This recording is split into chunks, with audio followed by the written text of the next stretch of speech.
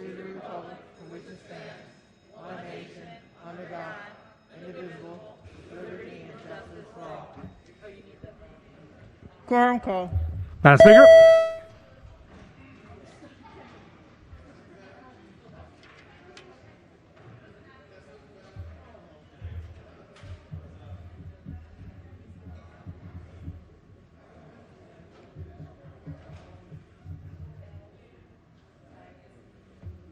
Has everyone recorded their presence? If so, the clerk will take the call. There being 123 members present, the House is now in session. The clerk will read a journal from the previous day. Annapolis, Maryland, March the 21st, 2021. Recognizing the majority leader. Thank you, Madam Speaker. Moves much be considered the reading journal from the previous day. So ordered, petitions, memorials, and other papers. Special order calendar. House Bill 670. The clerk will read the bill and the conference committee report. House Bill 670, Police Reform and Accountability Act of 2021, Amendment Number 1. Recognizing the maker of the motion. Minority Leader. Thank you, Madam Speaker, for some additional time to take a look at the bill. Much appreciated. Is there any debate? If not, Madam Speaker. recognize. Mask on, please. Sorry, I was just eating a chocolate. Just getting ready. Recognizing gentlelady from Baltimore County. Thank you, Madam Speaker. I did have a chance to review the legislation, and first I want to say I can tell that a lot of work was put into this, and I appreciate both sides of the aisle and both sides of the road for all the hard work that clearly went into this and trying to make it a bill that many of us like much better than the original.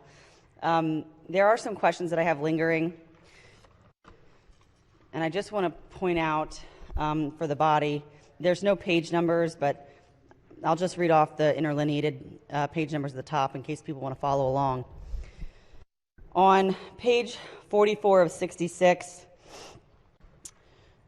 there's still a section in here about implicit bias testing, and although there was a line put in that says subject to the availability, we still are putting into statute a requirement for something that does not yet exist, according to Harvard implicit bias testing. I spoke to them directly. They said that there is no such thing as implicit bias testing for hiring practices. It simply does not exist. So I do have some concerns about including that. If you want to turn to page 45 of 66, I have a few concerns about the requirement for mental health assessments every 2 years. It was my understanding from the testimony given in our committee early on that this is a violation of the American with Disabilities Act, and that it could cause a discrimination against people who have legitimate mental health issues that are well taken care of. On the same page, I have some concerns about marijuana disqualification, not personally, just from a procedural process issue. If you go to apply for a gun, you have to fill out a NICS check form. On the NICS check form, it says, are you ever violating federal law? That's correct, it's federal law. And have you ever used substances that are, controlled substances in violation of federal law? Because of the way the federal government still has not addressed this issue, which I know many of us want them to get on board and start working on it, they haven't yet, and so any use of it is really a violation of federal law. So we could potentially have officers applying to become officers. We could even be training them, and then when it comes to the certification process, they actually aren't even eligible to purchase guns on their own. So are we issuing them guns even though they can't purchase them on their own? So I would hope that that issue could be resolved before it goes into full effect. There are a few other concerns I have, mostly about excluding people or decertifying officers under, this is on page 45 also, line 24, that resigned while being investigated for serious misconduct or use of force. I'm not sure if we should jump to decertification without finding out the outcomes of those investigations, because we could be losing good officers who were working for corrupt departments in other states who left for those reasons. And I would hate for our state to lose an opportunity to hire a great officer who was honest, or maybe had some whistleblower retaliation in his own jurisdiction or his own state, who came here looking for a state that has good police forces that protect both officers and citizens' rights.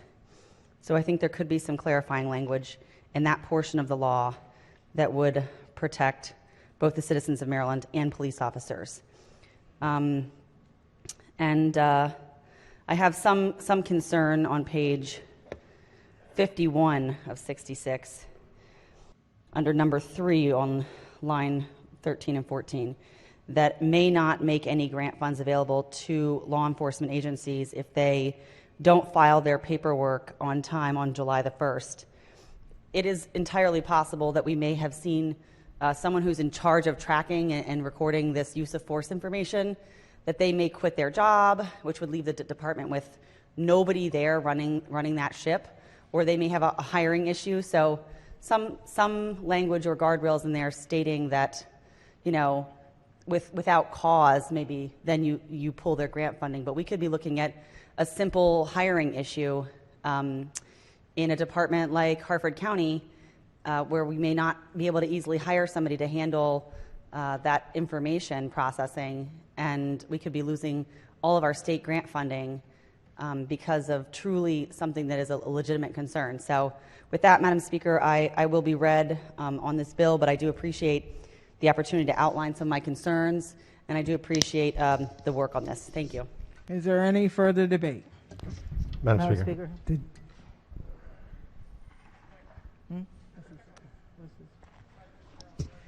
Gentleman from Frederick.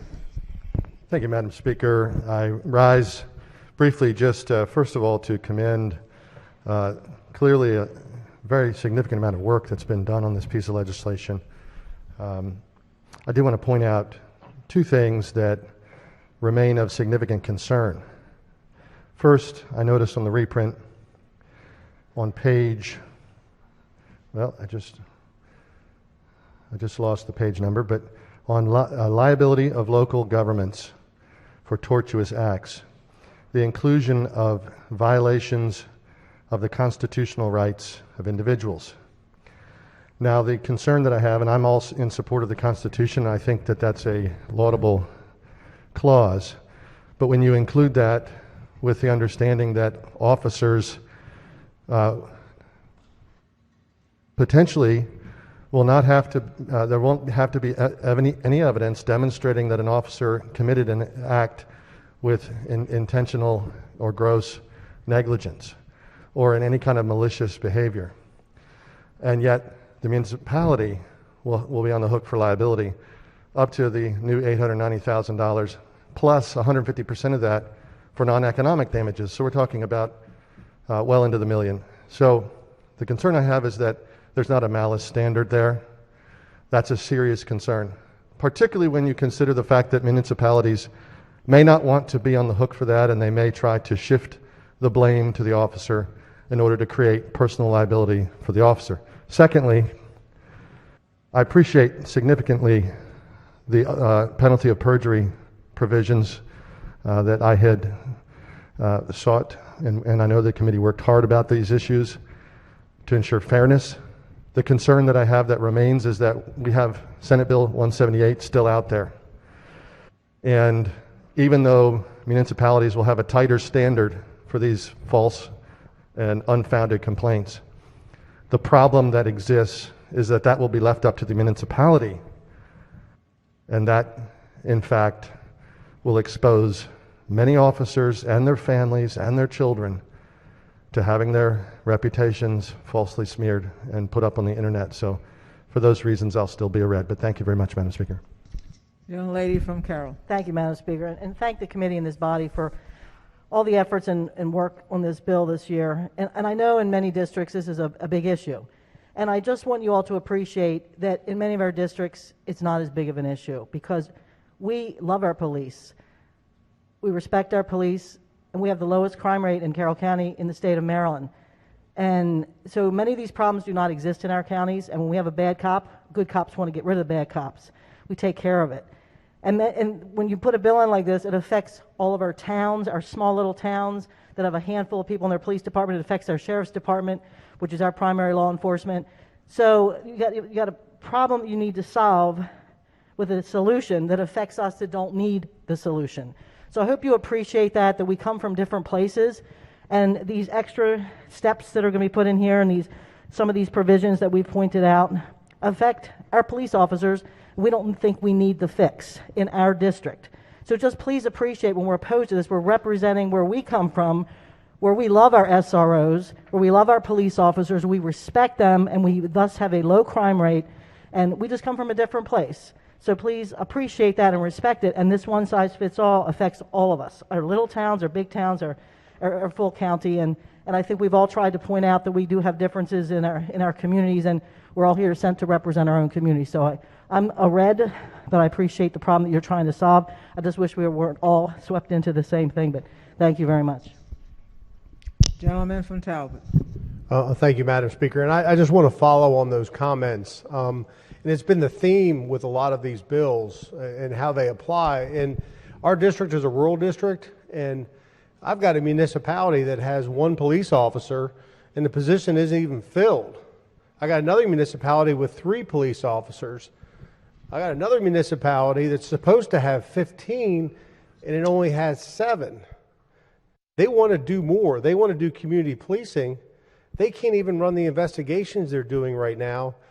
And while we're trying, I think the intent here is to solve problems. It's actually creating problems for the smaller forces. I'll be a red vote, and I hope everybody in the body appreciates those concerns because they are very real. And thank you for extending the active date to 2022. Any further debate? Vice Chair of the committee. Thank you, Madam Speaker. And I just want to make a quick comment on the bill and on some comments that were just made. You know, my first cousin and her husband and her 2 kids, they live in Carroll County. There are black people in every part of this state. And I just thank God for her, because on times that I was really stressed out and down working on this legislation, she would shoot me a random text and say, "Thank you, big cousin, for what you're doing." So because it doesn't affect you, there are people in each and every single district in this state that will be affected by this legislation.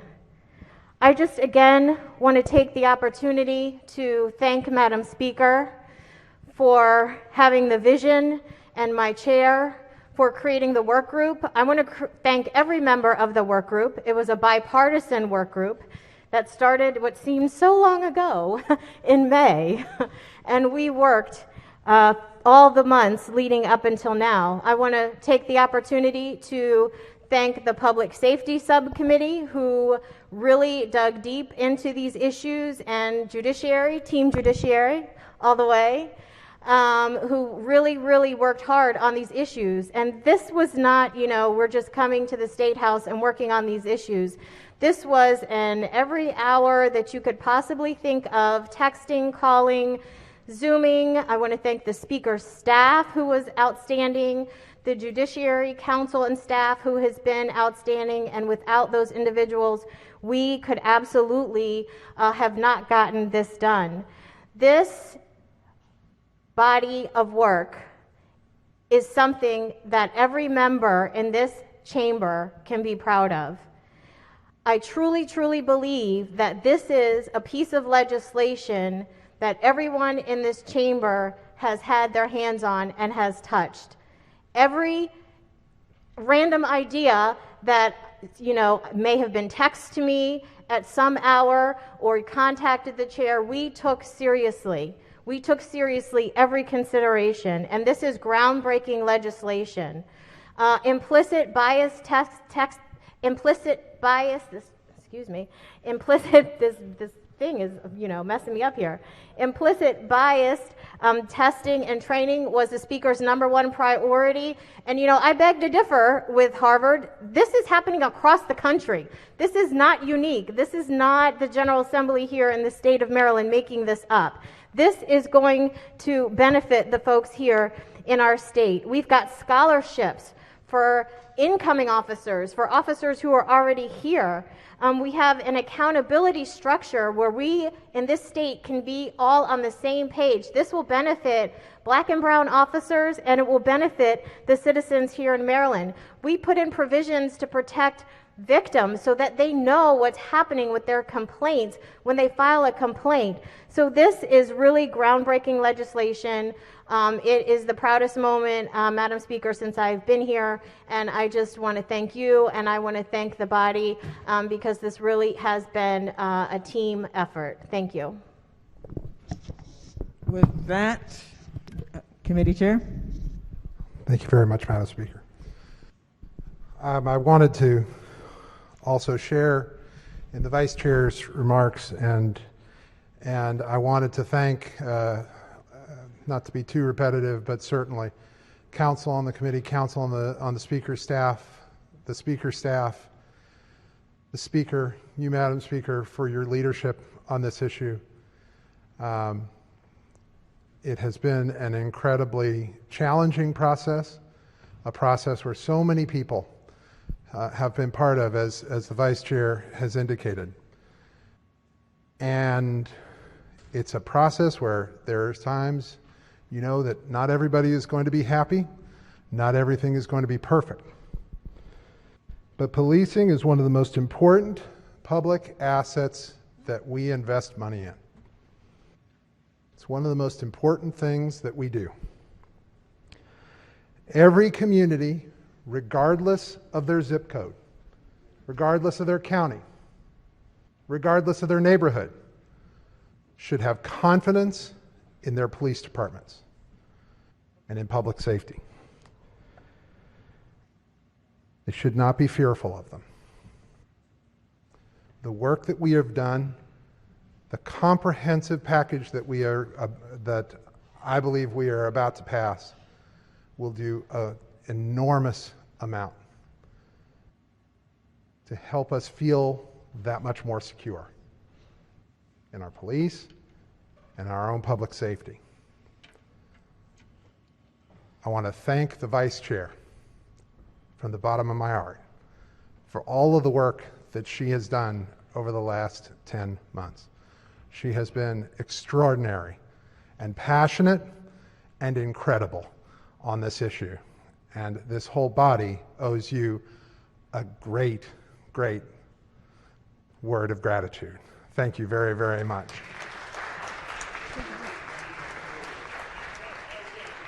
So thank you again very much, Madam Speaker. Thank you again to everyone in the chamber.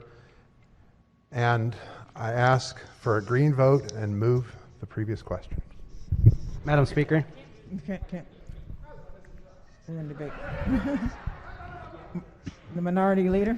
Thank you, Madam Speaker. I'm rising as the delegate from District 31 in Anne Arundel County, and I feel compelled to vote for this bill.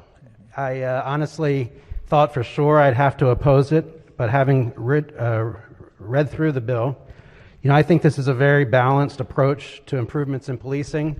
I, too, have black folks in my district. Martin O'Malley tried to carve every single one of them out of my district. I'll mention that, too, with redistricting. But I oppose some of the other bills that have passed because I thought that they don't do justice to policing. But here I think we have a balanced bill. It started out in a place that I thought would do great harm. I've spoken to some of you in leadership that I was losing sleep over public safety for my kids and for your kids. But I think what we've struck here is an appropriate middle ground that will do some good, and I'll sleep comfortably tonight. Thank you. Is there any further debate? HB 670 is on third reading and final passage. Clerk will take the call. Madam Speaker.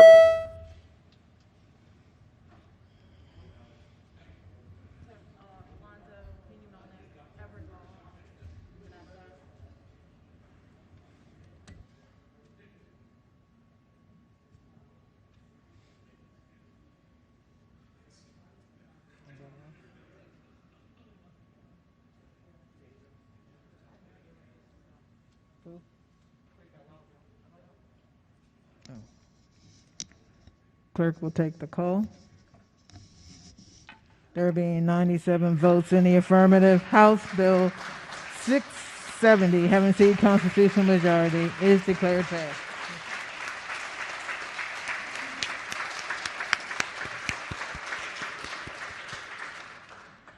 I want to thank all parties involved. This is a bill that, walk in my shoes bill. It may not affect your area, but as we do things in Annapolis, it's not just for us, it's for people that this directly affects. And you'll affect a whole lot of people. And hard work from the Judiciary Committee and the work group. And I'm glad finally it is voted on, to tell you the truth.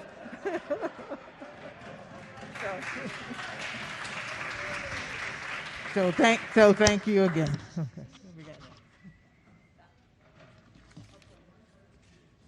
Okay. 132.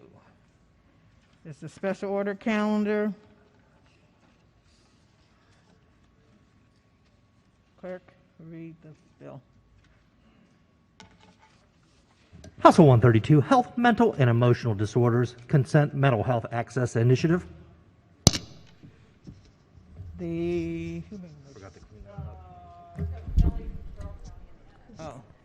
I think I special ordered that, Madam Speaker. I thank you for the time to work on this bill. Okay, the gentlelady from Carroll with a pending amendment.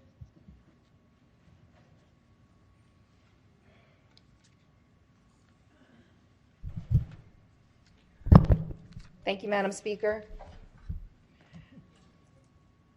Do I need to read the amendment again? Amendment number 953-029-1. Amendment number 1. Thank you for the opportunity to revisit this important situation. Again, this amendment is very simple. It changes may to shall.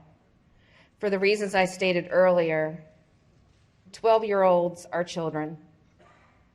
They need their parents' involvement. It's crucial. And as I stated before, we've talked many, many times over the past several weeks about the age of children in reference to other situations where their brains are not fully developed. And now, on something as crucial as their mental health, we're considering 12-year-olds to be of enough sound mind to go through this treatment process without the knowledge of their parents.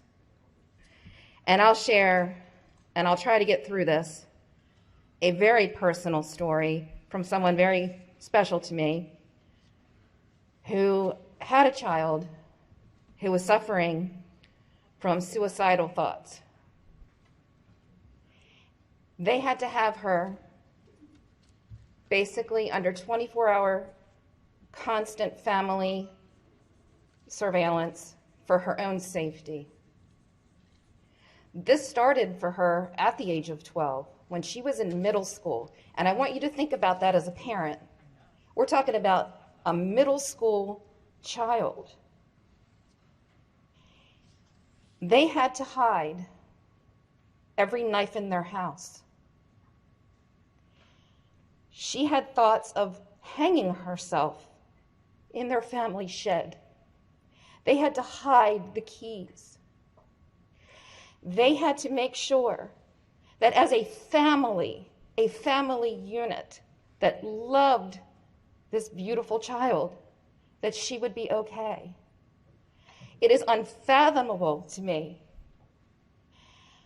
that you would allow a child who is suffering from a mental crisis to not have their family informed and part of solving such a crucial life and death situation.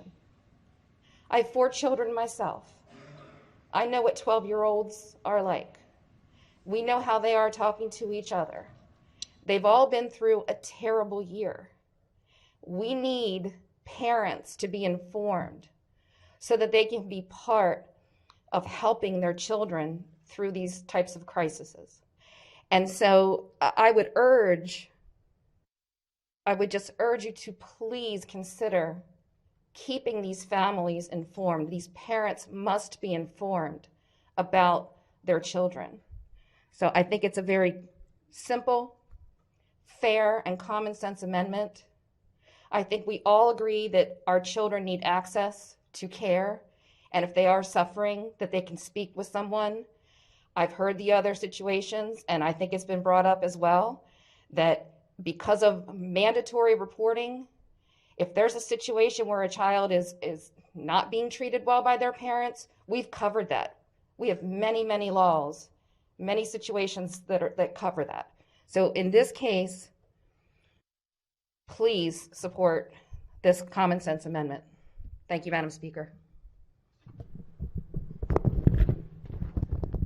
Gentlelady from Hagerstown in the annex.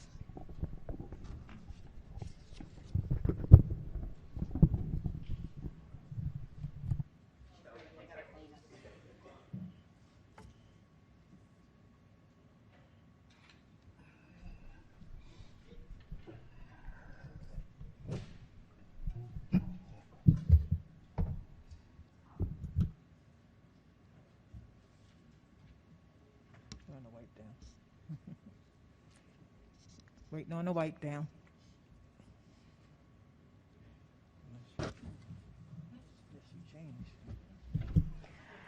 Thank you, Madam Speaker, and to my esteemed colleagues. I rise in support of the amendment that was just presented by my very good delegate friend.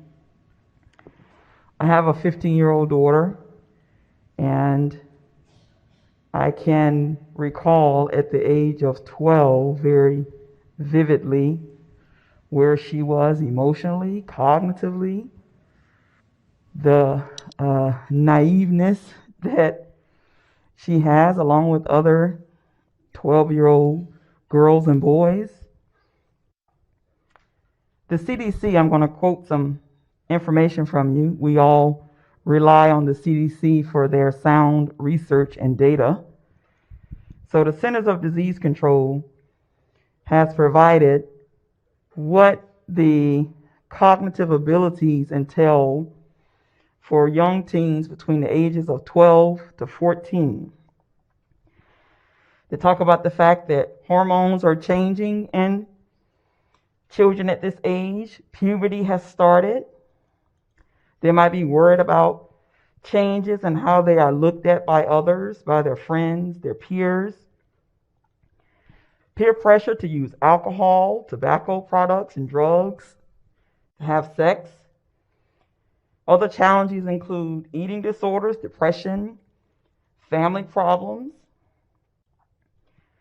But during these times, for a 12 to 14-year-old, at the very end of those developmental milestones, it states, parents are still very important. For teenagers between the ages of 15 to 17, the milestones include eating disorders are very common among young girls. They're developing a unique personality and opinions.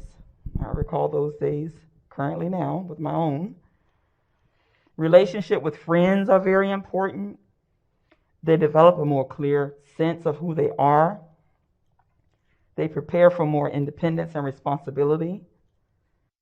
They go through less conflict with parents, and they show more independence in parents. So clearly, there's a significant difference between a 12-year-old and a 16-year-old.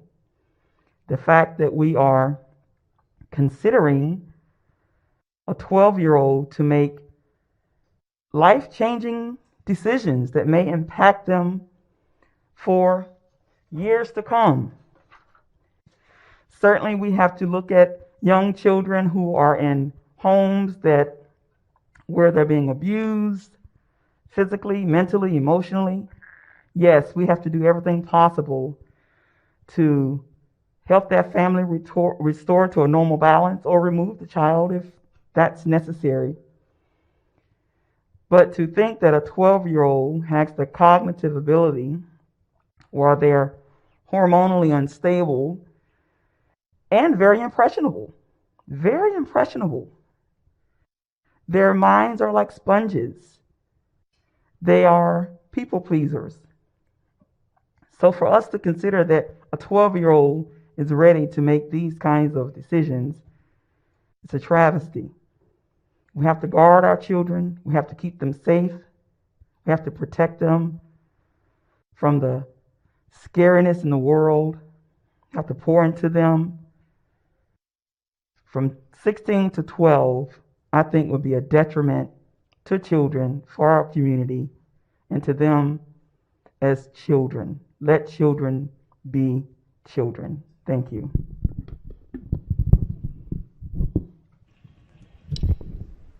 Madam Speaker. Gentleman from Baltimore County. Thank you, Madam Speaker. I just have a quick question for the floor leader, and just so I understand this correctly.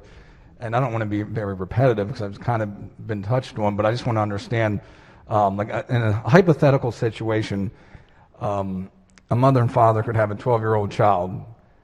Tell me if this is wrong so I understand. And that child could be experiencing something, they could treat the child like, perfect. They're doing everything they can to be a great mother and father. And the 12-year-old maybe has something going on outside of what their parents know about. And I don't know, maybe he or she's being bullied, picked on, whatever. For whatever reason, hypothetically, she doesn't want to tell her parents, or he doesn't want to tell the parents. In this situation, how does the child get linked up to the medical individual first? And, well, I guess if you want to answer that. Vice Chair. Thank you, Speaker. In that situation where the child cannot speak or doesn't feel comfortable to speak to the parent, if they go to school, they'll go to their counselor, guidance counselor at school. If the school has a nurse, they'll go to the nurse.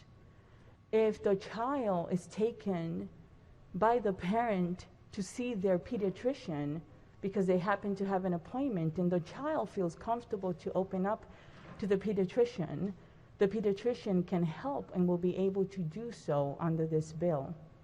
So the bill is definitely there to allow these kids that do not feel safe and comfortable to be able to reach out and get help.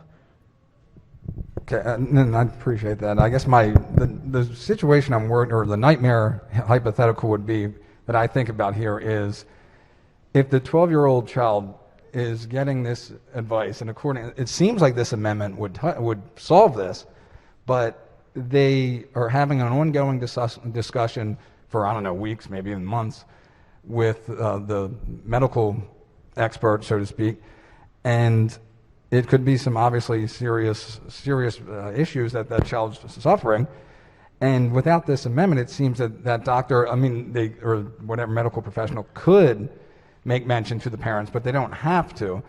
And if that individual were to go do something to harm themselves, and the parents never had access because they weren't told, and never had the opportunity to intervene to help their child, I just find that very problematic and dangerous, if I'm understanding how this bill works correctly.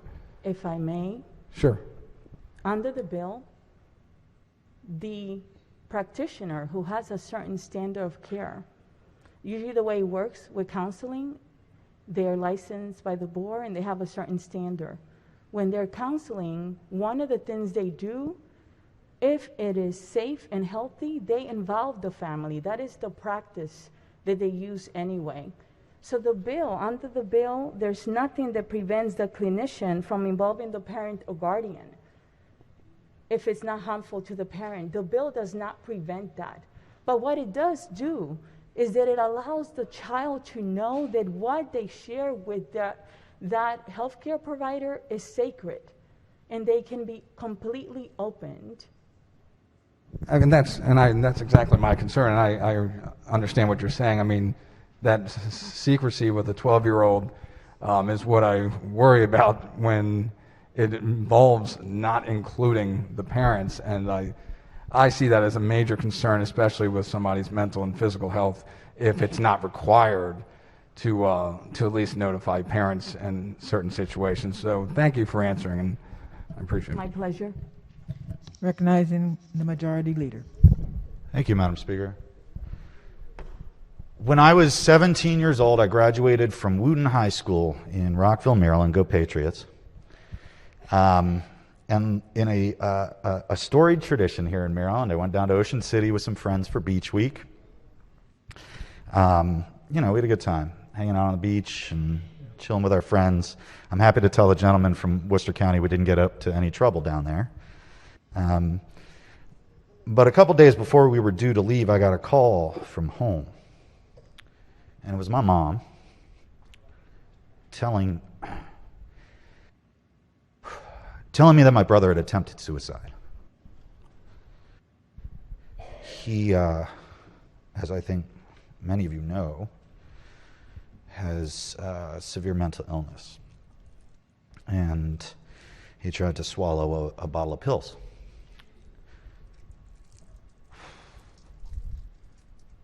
And end his life. He was the first of 3 people that I'm very close to who have attempted suicide. And many of you know that I have a severe anxiety disorder. And I've talked before about it on this floor. I don't think I've told you before that there was a time in a moment of crisis where I considered suicide. And I thank God for a crisis hotline nurse whose name I don't know, who picked up the phone and talked me out of it.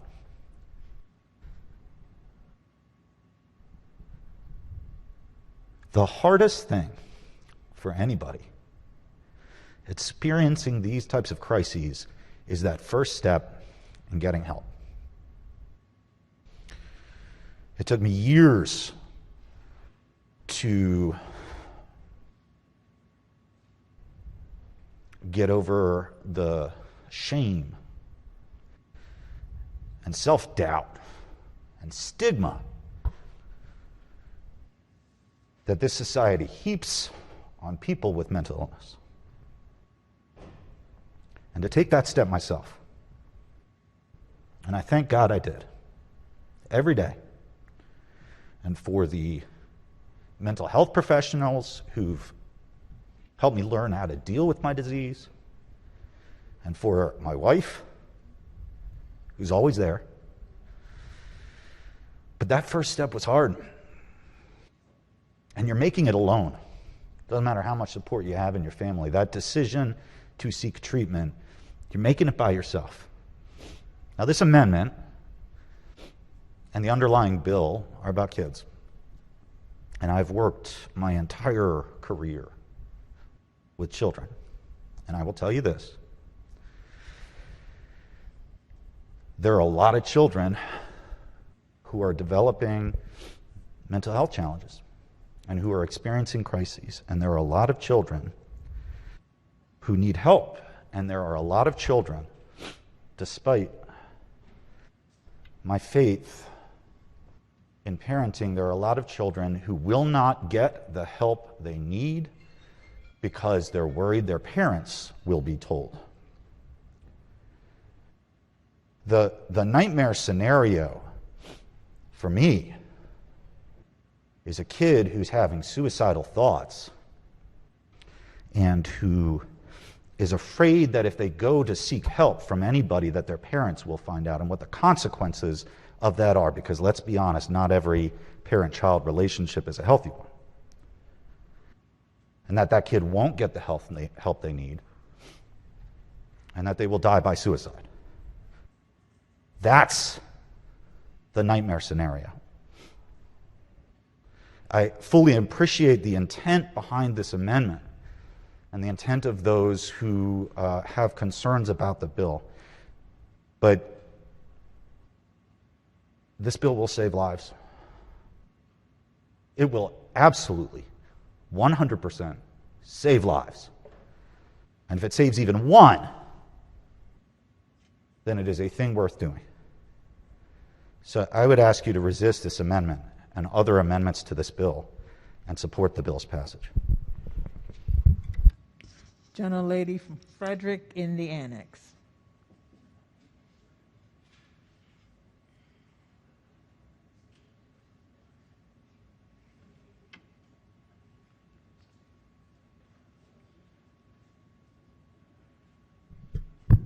Thank you, Madam Speaker. Up until 5 minutes ago, I had no idea I was going to share the story. I have a 12-year-old grandson who lives very close to me, and I'm glad of it, because he only has one parent in his life, and so I have tried the best I can to help my daughter raise him. He suffers from depression, anxiety, and attention deficit disorder and hyperactivity. His father has not been involved in his life because he spent most of his adult life in jail. He hasn't made good decisions for himself. I certainly wouldn't want him making decisions for my grandson. Fortunately, my daughter has an enlightened view towards mental health and getting assistance and reaching out. She does not suffer from the kind of stigmas we see in mental health. But nevertheless, many people do. A quarter of all adults, including parents in this country, have mental health disorders of their own.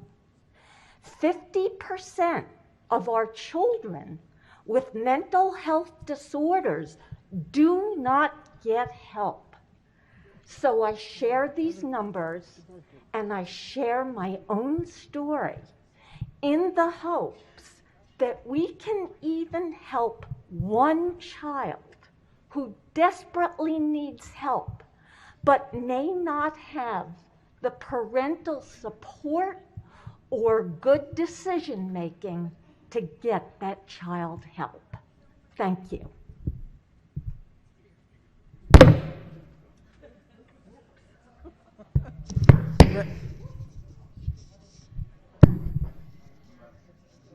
It's in the annex. Okay.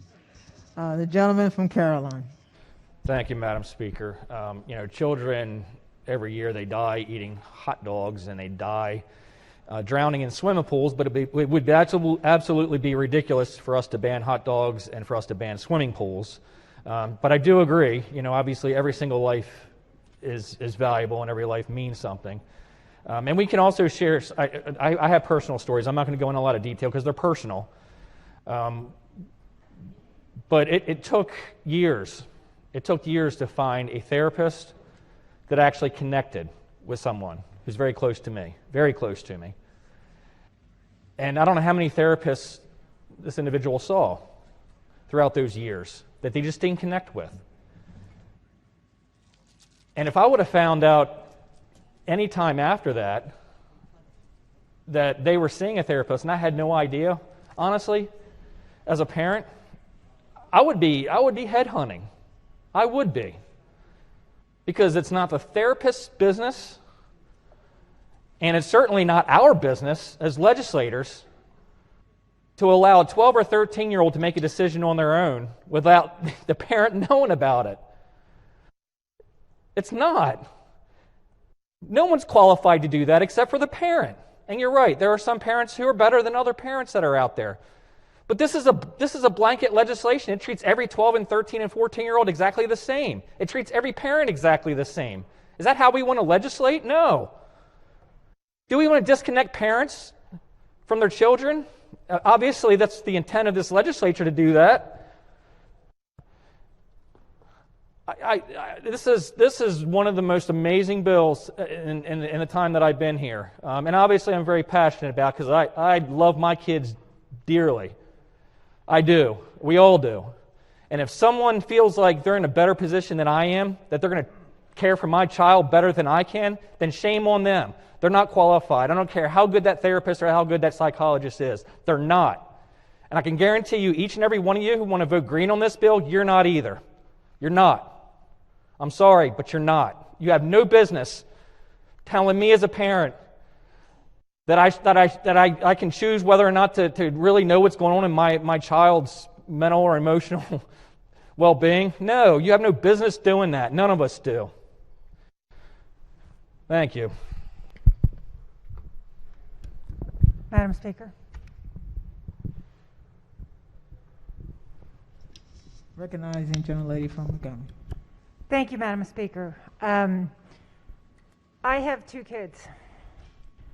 And if my kids can get help anywhere, I want them to do it. I don't believe that I am the only one that can help my children. The most important thing is that my children get the help they need. And if they can do that by going to a counselor, then I want them to do that. Thank you, Madam Speaker. Madam Speaker. Recognizing the Thank gentleman you. from Calvert in the back. In the back, yes. In the back. That's me, Mark. Oh. I didn't realize it went back farther, so okay. Yeah. Thank you, Madam Speaker. I have a question for the bill. Now, explain and clear up with me the issue with school counselors. Are school counselors does this bill prohibit them when they have sessions with children in middle school and high school, and during that session, of which the counselor knows the child has some issues to start with, because the more times they go see the counselor, the more they know there's issues. When the student says to the counselor, I just need to kill myself, does that prohibit that school counselor from picking up the phone and calling that child's parent? It depends on the situation. This bill is not for your normal situation where you have, 2 loving parents and supportive parents. It depends on what the child has shared with the counselor. If under the bill, if it's safe to share and sharing with the parents is not going to harm the child, the bill does not prohibit the counselor from sharing. Okay. Well, either it does or it doesn't. I mean, how does the counselor make that decision? I mean, do they just do it on the way they perceive the situation to be at home, or the way that it really is? The bill leaves the discretion up to the counselor to decide whether to share with the parent unless it will cause harm to the minor. The counselor is free to share. It leaves it up to the counselor in their professional experience. Well, personally myself, I have to say up front, I've never had any kids. I didn't have the pleasure of getting married till I was like 53. And that's probably because I needed a little mental counseling for all the years that I was unable to make a commitment to anybody.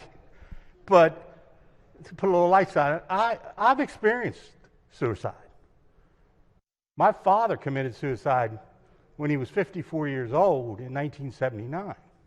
And what drove him to that was in 1976, I had a 27-year-old sister that was killed in a head-on collision on Central Avenue going to work. Now, to me, that's all part of maybe why I didn't get married, because everything that meant anything to me was always taken away. Now, unfortunately, my 14-year-old brother was the one that found my father after he shot himself, coming home from middle school. Now that couldn't have been, we couldn't have stopped that. He was the type of man who was going to do what he was going to do. But to get back onto the subject, my 14-year-old brother had a baby with a young lady. I think it was like 2004, 2005. The mother was in this baby's life for 1 year. After 1 year, she left. And he became the custodial and the caregiver for this child. Now, was my brother the most mentally capable person that I could think of to be raising a 1 or 2 year old child? And I'll stand right here and say it, and if he was here or not, no, he wasn't. So I became the person that helped him and did what I could for him. The child made it to elementary school. We got him in elementary school. We didn't thrive real well. But the one thing that you could always depend on him was telling you how much he missed his mother and how much he wanted his mother. He never had an opportunity to grow up with a mother. She would stop by and visit occasionally. No problem whatsoever. She would do that. But usually it ended badly. So time went on, and this young man now is 16 years old. But when he was 14, we got a call from the counselor at the high school saying that little Stevie, and I call him little Stevie, he ain't little anymore, had just told her he wanted to kill himself. So what did we do? We jumped in the car right away, my brother did, and took him directly to the hospital and got him help. Now, was my brother, little Stevie, Big Stevie, the greatest father in the world? No, I think he would admit it. He lacked in a lot of things because he never got over the fact that he found my father after he shot himself. But to his credit, when he heard that word suicide, he reacted, and he reacted in the right way. And he was a single father. And we were able to do what we had to do. Now, if that school counselor had made the decision that, well, maybe I just need to get a hold of the authorities, or maybe I should just ignore this and we'll see later, we could have had a whole different outcome to this item. Now, to top this whole story off, little Stevie's doing pretty good now, and we've tried to get him educated well, but she's struggling. But 2 weeks ago, he got a phone call from the police in Cambridge, and his mother had OD'd and drowned in a bathtub. And he was the one that got the phone call. He was the one that had to call his grandmother in West Virginia to tell her what his mother had did. And you know the one thing that he wanted to do before it was ended? He wanted to go see his mother for one last time. Now, that that counselor was an integral part of this young man's life. I don't know that he would have killed himself or committed suicide, but I can tell you the reason that I'm sure he didn't was because the counselor intervened and let us know what was going on. If we put things in there that makes them have to second guess themselves as to whether they should do that or not, I don't know that that's not going to happen the next time. I understand that there's parents and there's families out there that shouldn't be notified, that aren't good parents. And I agree with the majority leader. No kid should die from suicide when they can be helped. But you know what?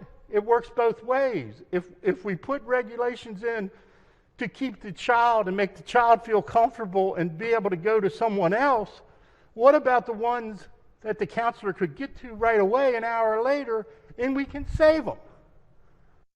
So both sides of this issue, it doesn't balance out. We need to come up with something better. 12 years old is not an appropriate time for kids to be making a decision on their life or their death. Madam Speaker? Vice Chair? Yes, I would like to correct something.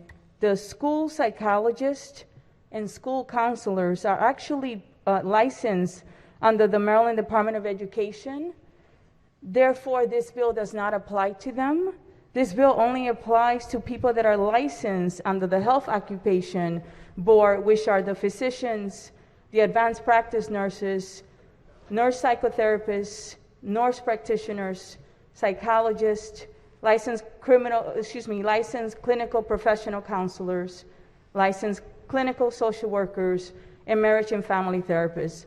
So it does not apply to school counselors. So they will have to contact the parent. Thank you. In the state of Maryland, a school counselor has to have either a master's degree in counseling, or a degree in guidance counseling, or a school in guidance, 2 years of teaching, can have a National Board of Counselor certification, but not required, or the options to be a school counselor. So my question to you originally, do school counselors have to comply with this law? And your answer was yes. I just corrected my statement, and I told you that it does not apply to them. They're not licensed under the Health Occupation Board. They're licensed under the Maryland State Department of Education. Therefore, it does not apply to them. This bill does not apply to them. Then should there be something in this bill that spells that out, that it doesn't apply to them, so that there's no confusion on the counselor's part as to whether they should notify a parent or not?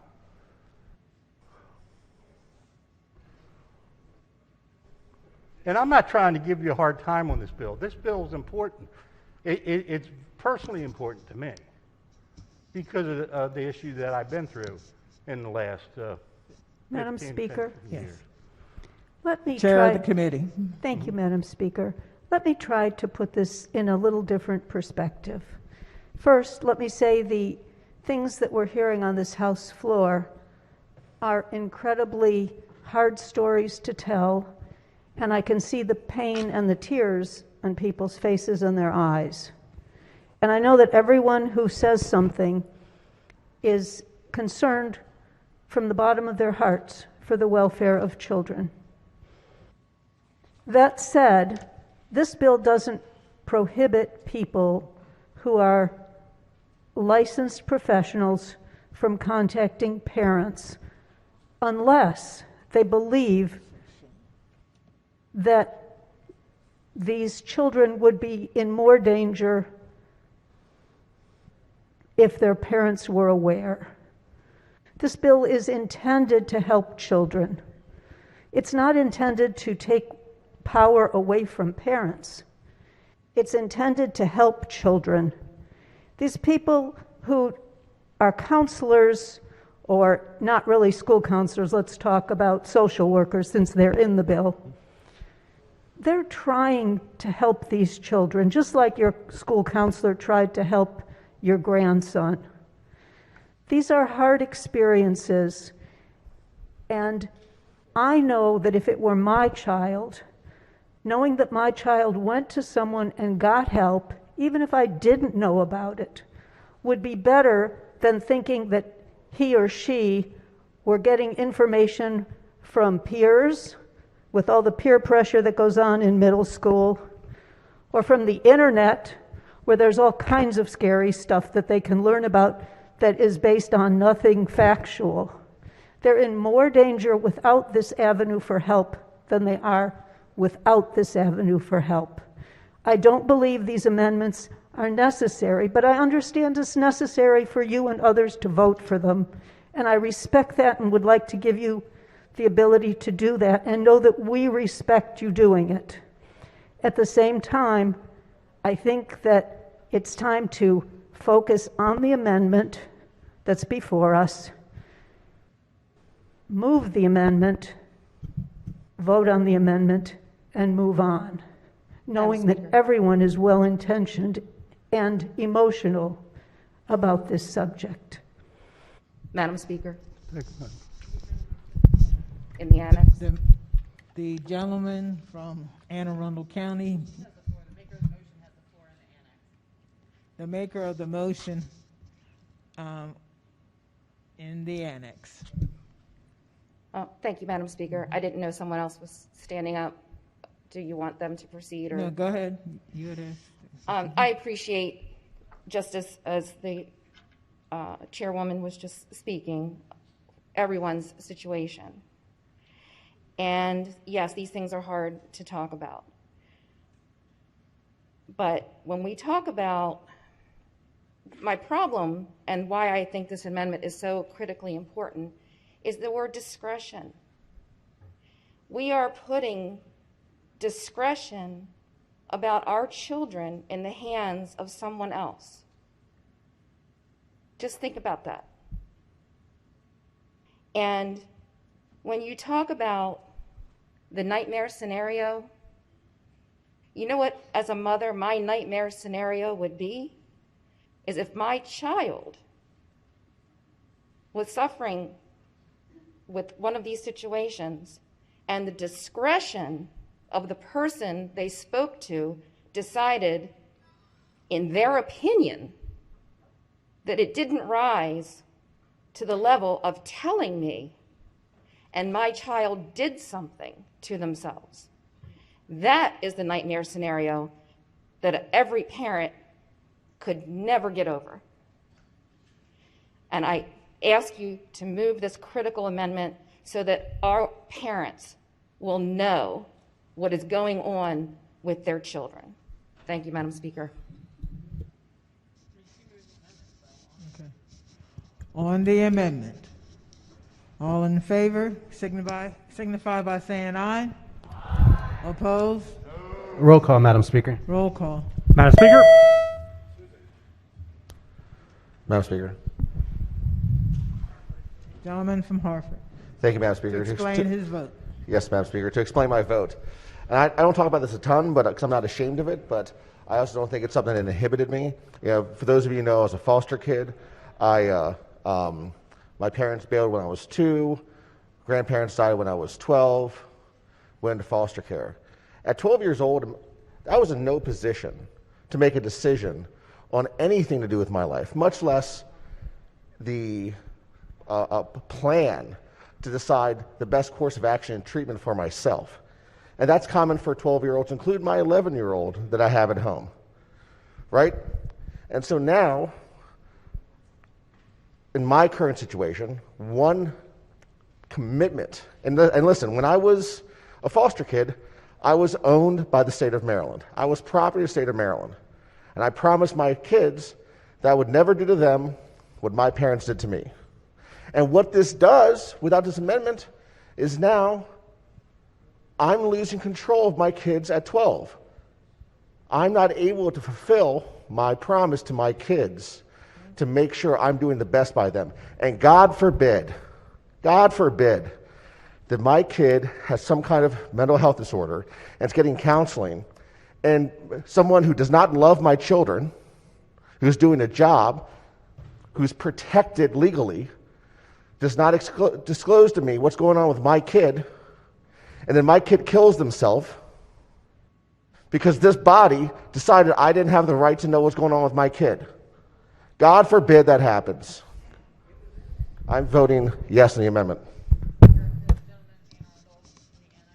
Gentleman from Anne Arundel in the annex to explain his vote.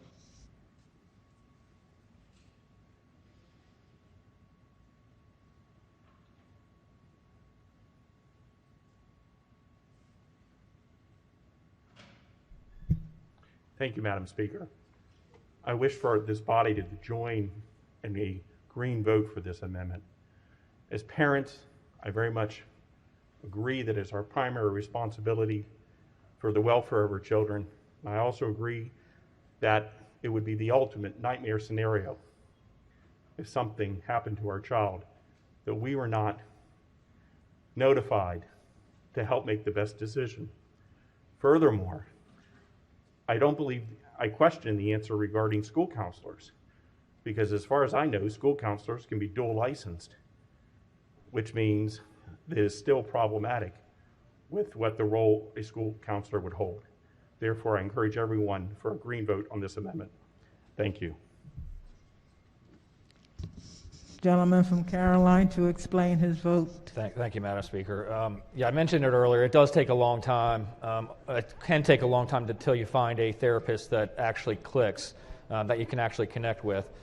And then also, too, most of the time during those sessions that may last 45 minutes to an hour, most of the time those therapists are there with just the child, without the parent even being around. They kick the parent out while the therapist is talking to the child. And as a parent, I don't need to know every single detail of what they talked about, but what I want to know about as a parent is what course of treatment that they're going to prescribe to my child. Whether it's medicine or not, there is still a course of treatment, and I think that the parent absolutely needs to know that. The details of the conversation, no, it's not necessary. And then, honestly, I think it's a good thing that the parent leaves, because then I'll have a much more open and frank conversation with the therapist. And that does happen. It happens now.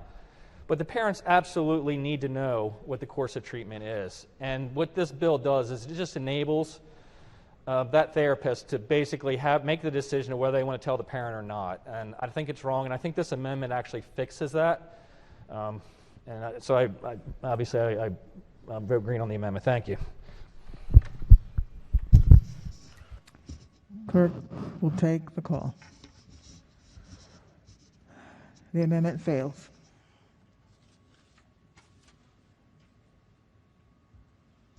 Is there any additional amendments? The gentleman from Frederick. Thank you, Madam Speaker and body. I rise with a couple quick questions, if I may, for the floor leader, Madam Vice Chair. Sure. Did the gentleman have an amendment? I do, and I'm intending to offer that in just a moment. So we have several others. Okay. I'm sorry. I couldn't hear you. Make your amendment. Go forward. Okay, well, I will offer the amendment and then ask the questions. Madam Speaker, I have an amendment at the desk, amendment number 413522. Amendment number 1.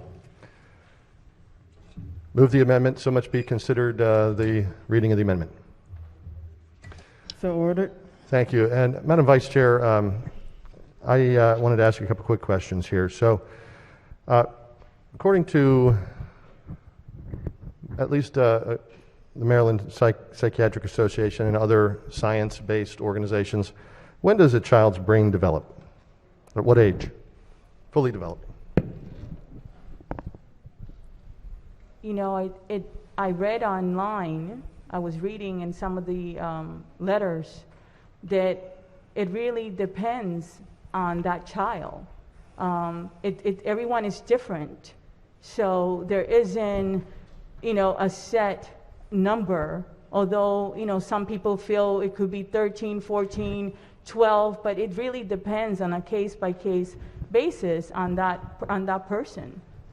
Thank you, and I can assure you that from testimony in our committee, in the Judiciary Committee, as well as the testimony before the committee on this bill, the science indicates, some of the best science indicates that not until age 25, of course there might be some early mature kids, 18, 21, we've identified that in the law before, but certainly not age 12. And second question, guardians, and parents are crucial. We would all agree here that parents are integral in a child's life, if they're good, fit parents. And so what was the testimony before the committee from the Maryland Psychiatric Association regarding the most the most frequent reason that young people seek mental health counseling?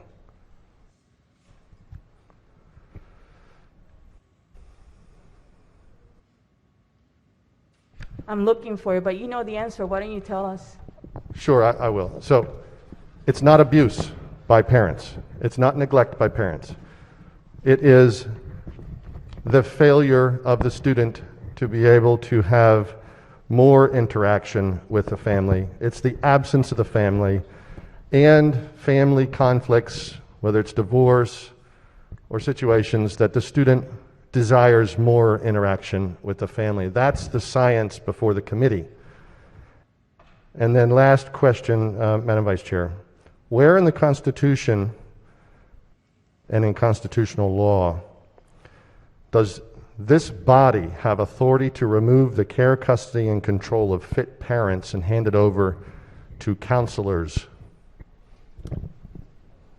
I would say that this bill does not remove the care of that child from that parent. It does not declare them unfit. To be declared unfit, you have to go to court. I would say that the bill gives the professional the discretion of when to involve the parent for the following reasons. This bill really doesn't apply to a family that has loving parents and that it's involved with their kids and knows what's going on. This bill here in front of you is for those children that do not have that. Well, They must go outside their household because they're being abused at home. They don't feel comfortable to tell the parent because of the stigma and abuse. But it does not, this is not going to change your relationship. If your relationship is good with your parent, it isn't going to change it. And more importantly, I would tell you that counselors that are licensed have a standard of care where they must follow. And one of those is to involve the family whenever possible, if it's not going to harm the child. Well, thank you for that, Madam Vice Chair, because that's actually, I do have one more question now, because that was actually directly of interest, because I do laud you and the committee for the bill that seeks to protect children from abusive parents.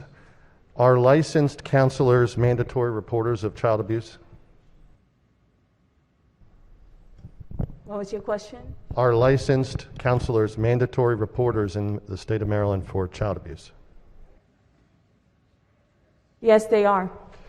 Okay, so you're not talking about those cases in this bill, and I'll speak on the amendment now. The bill as it's currently before the body is in violation of Maryland law because there's no mandatory requirement to ensure that before a counselor intervenes in a fit parent's constitutional care of their child, that there is a credible allegation of child abuse. So my amendment's very simple. This amendment says that before a healthcare provider determines a minor is mature and capable of giving informed consent to a consultation, diagnosis, or treatment of a mental or emotional disorder, the healthcare provider shall, number one, describe in writing any alleged harm to the minor that could or would occur if the healthcare provider were to disclose that information about the treatment that is needed by or provided to the minor to a parent, guardian, or custodian of the minor or the spouse of the parent. And two, provide the description to the local Department of Social Services and the state's attorney for the county in which the minor resides. All this does is clean up the bill to ensure that no counselor may interfere with the constitutional right of a parent to care and parent their child in the most crucial times, backed by science that is necessary for the child, and instead says that they may do so only in the area that you allege the bill is for, and that is when there is child abuse existing, and only if it's put in writing and transmitted under law as mandated to the DSS. With that, I would move the amendment. Vice Chair of the committee. Thank you, Madam Speaker. I would ask the body to resist this amendment simply for the fact that what the great delegate amendment does is that it creates a barrier, additional barrier for mental health. We have a system already that is working for 16-year-olds. They're already being treated for mental health and emotional disorders. It will be the same people that would treat the children under this bill, and we don't need a separate system that will stigmatize mental health. We have enough issues already. Thank you. The maker of the amendment. Thank you, Madam Speaker. Ladies and gentlemen, the only barrier that the bill creates is between the parent and child. The 14th Amendment of the Constitution is a sacred part of our life.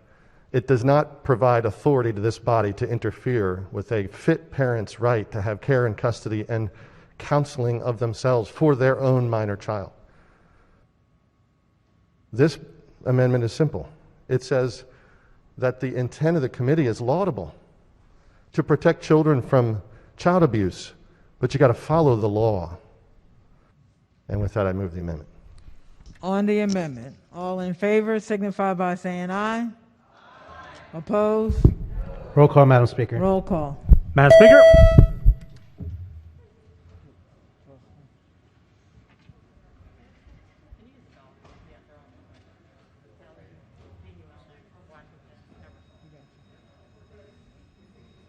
Washington.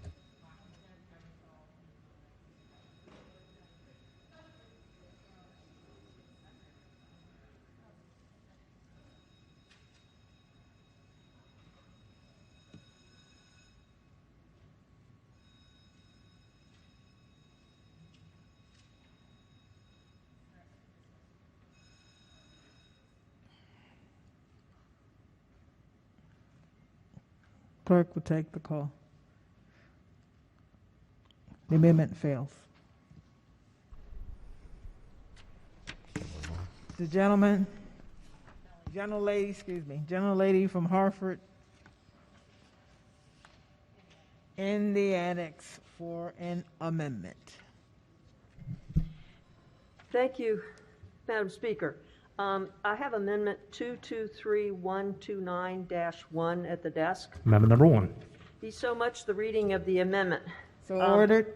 This is a pretty simple amendment, and I think that this bill is kind of jumping ahead of maybe doing the proper research and analysis of really what is needed for the treatment of mental and emotional disorders in children. So it is a task force on the treatment of mental and emotional disorders, and these are some of the members of the task force: the Attorney General or his designee, Public Defender or his designee, Secretary of Juvenile Services, Secretary or designee, Secretary of Human Services or their designee, State Director of Maryland's Court of Appointed Special Advocate Association, which is, we call them CASAs, and the designee from the State Director of the program, the Executive Director of the State Council on Child Abuse and Neglect, or their designee by the Executive Director, Executive Director of the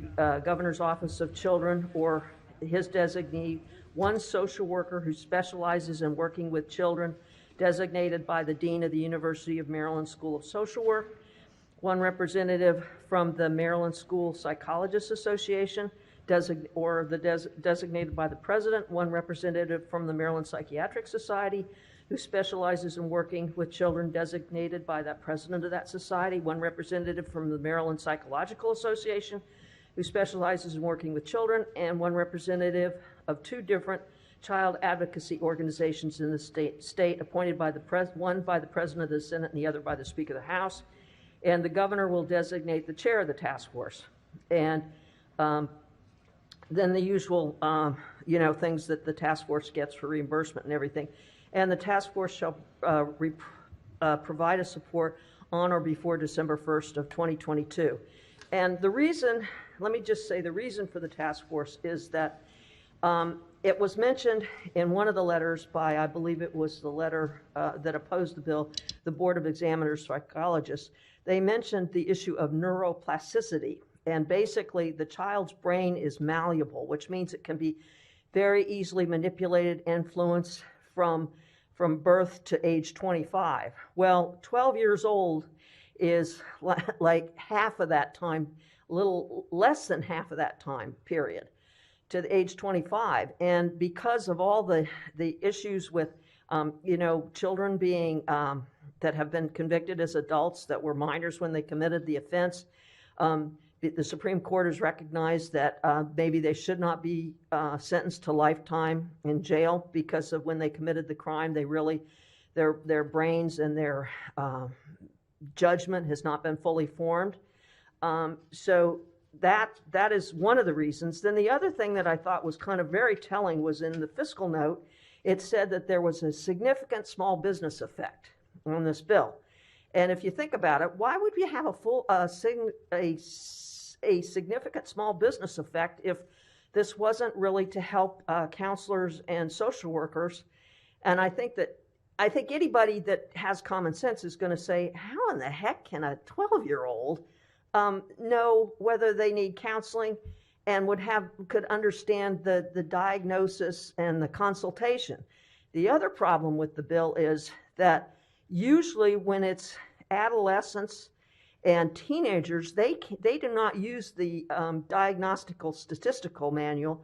I think it's number 5 now or whatever, to diagnose problems that minors have. So I think that we're just kind of really out there on this bill, and so that's why I think this is a reasonable amendment that basically changes it into a task force. So I move the amendment. Vice Chair of the committee. Thank you, Madam Speaker. I know there has been a lot of references to many letters, and I will say that I will ask the body respectfully to resist this amendment.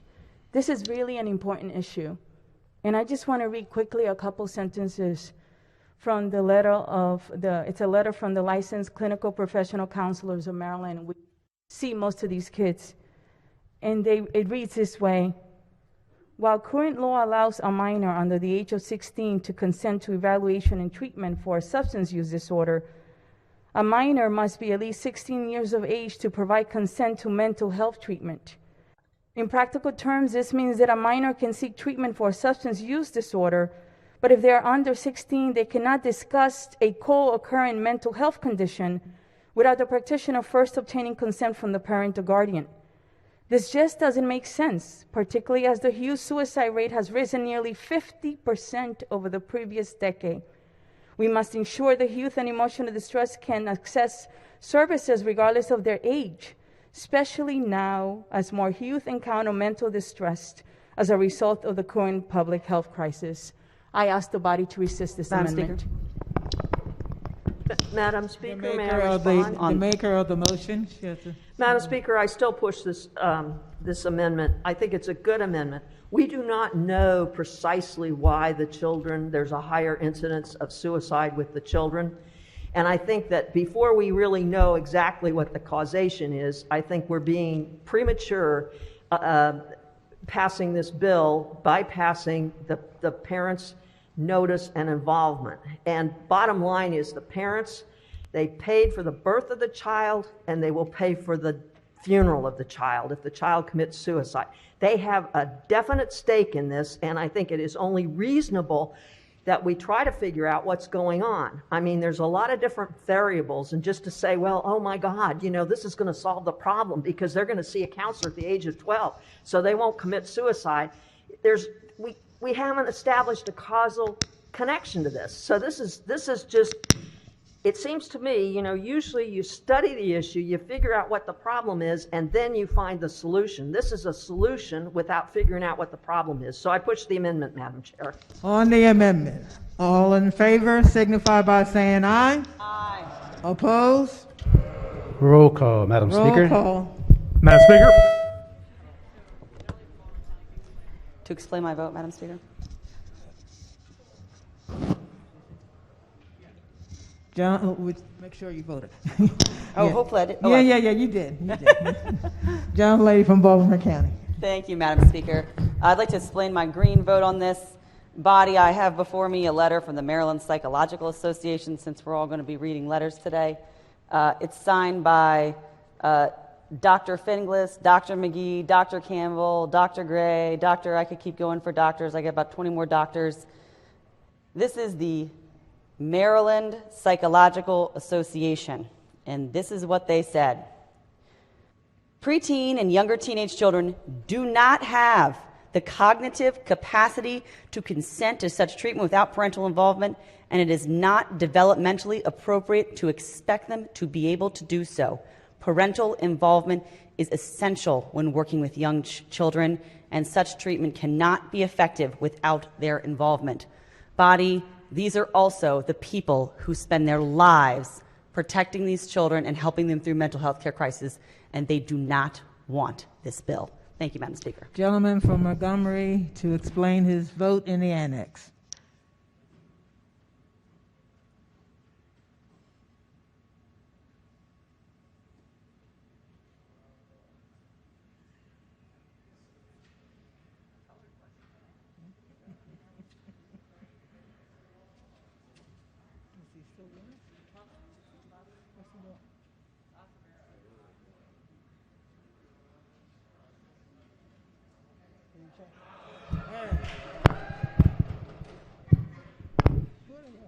Did we call it the vote? Gentleman may proceed to Thank you, explain Madam his Speaker. vote. No, not to explain my vote, Madam Speaker. Now that we've called the vote, I wanted to move the previous question, please. I haven't called the vote yet. Right. Do you want to explain your vote? No. Okay. All right, clerk will call the roll.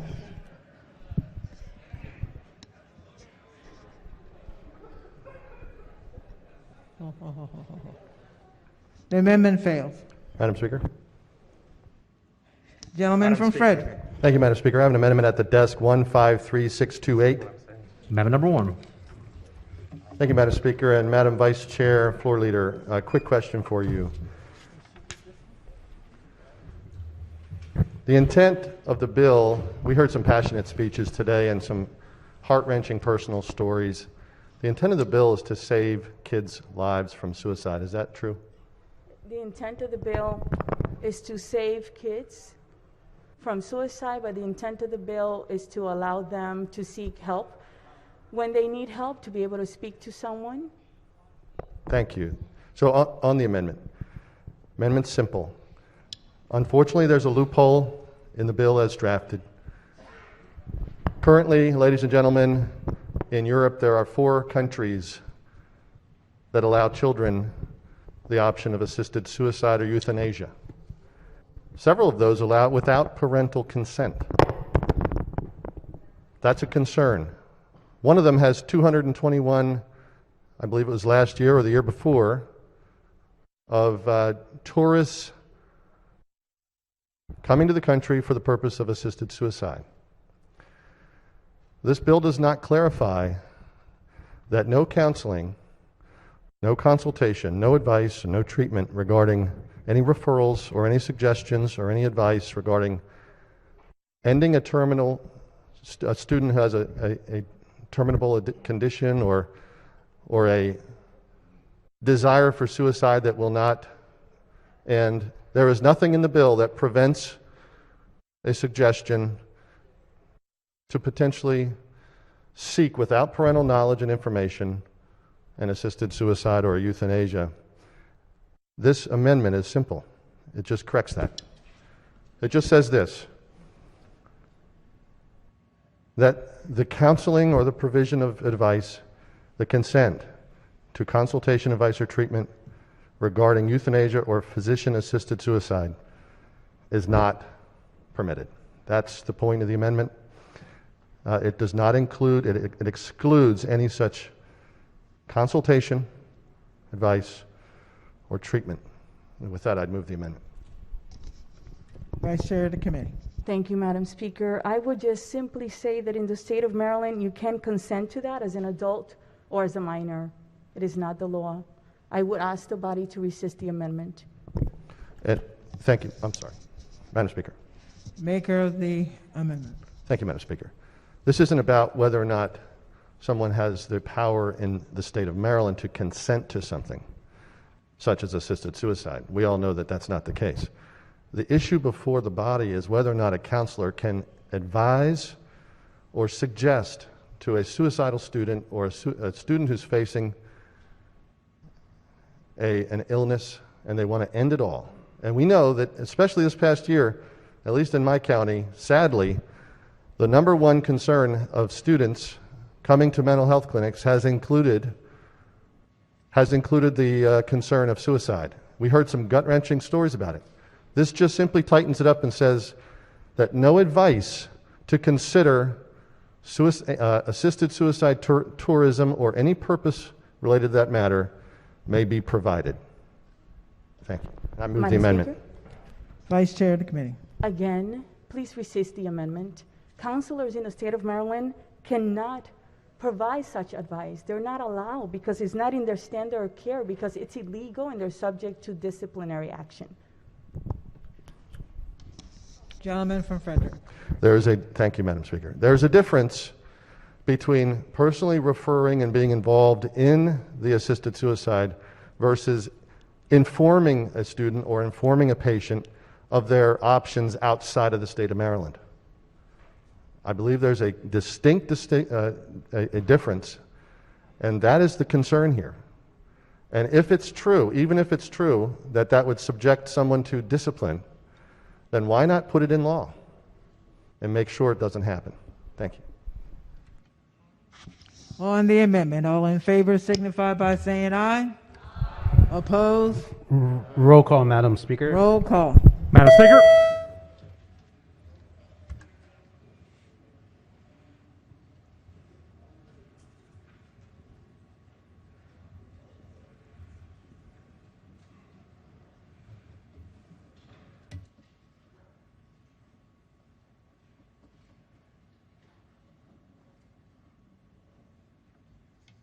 Clerk will take the call. The amendment fails. Young lady from Baltimore City.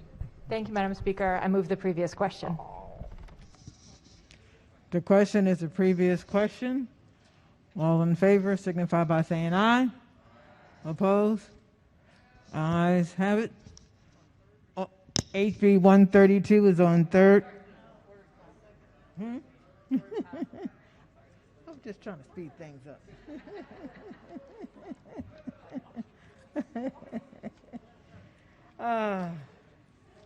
Where are we at now? Yeah.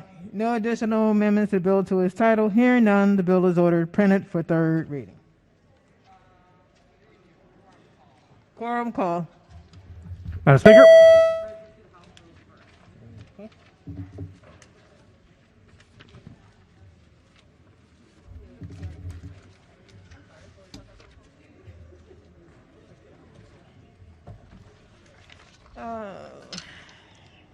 Calendar of third reading House Bills number 101. Clerk will read the first bill. Clerk will take the call. There being 137 members present, the House is still in session. Calendar of third reading House Bill number 101. House Bill 401, Public Schools, Pregnant and Parenting Students, Policies and Reports. Is on third reading and final passage. Is there any debate? If not, the clerk will call the roll. Madam Speaker. Has everyone recorded their vote? Does anyone care to change their vote? If not, the clerk will take the call. There being 123 votes in the affirmative, HB 401, having received a constitutional majority, is declared passed. Clerk will read the next bill. House Bill 716, Special Education, Individualized Education Programs, Educational Evaluations. Is on third reading and final passage. Is there any debate? If not, the clerk will call the roll. Madam Speaker.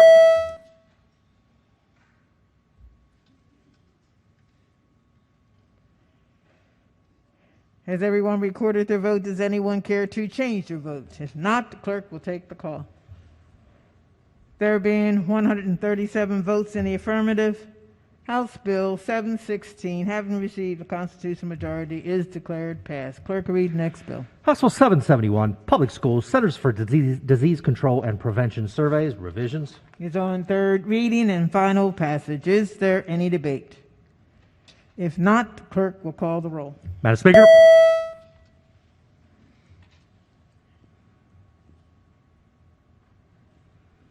Has everyone recorded their vote?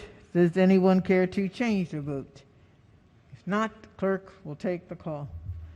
There being 105 votes in the affirmative, HB 771, having received a constitutional majority, is declared passed. Clerk will read the next bill. House Bill 820, County Boards of Education, Specialty Courses, Reporting Requirements. Is on third reading and final passage. Is there any debate? If not, the clerk will call the roll. Madam Speaker. Has everyone recorded their vote? Does anyone care to change their vote? If not, the clerk will take the call. There being 137 votes in the affirmative, House Bill 820, having received a constitutional majority, is declared passed. Clerk, read next bill. House Bill 1259, Horse Racing, Fair Hill Natural Resources Management Area. It's on third reading and final passage. Is there any debate? If not, the clerk will call the roll. Madam Speaker.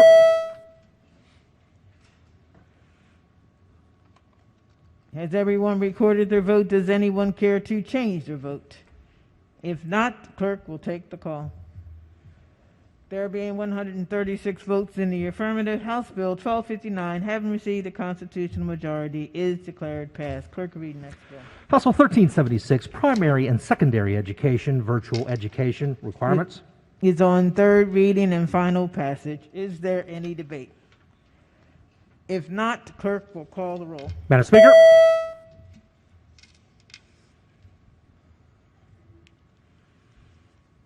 Has everyone recorded their vote? Does anyone care to change their vote? If not, the clerk will take the call. There being 96 votes in the affirmative, House Bill 1376, having received a constitutional majority, is declared passed. Calendar of third reading House Bills number 102. Clerk, read first bill. House Bill 108, behavioral health crisis response services modifications. Is on third reading and final passage. Is there any debate? If not, the clerk will call the roll. Madam Speaker.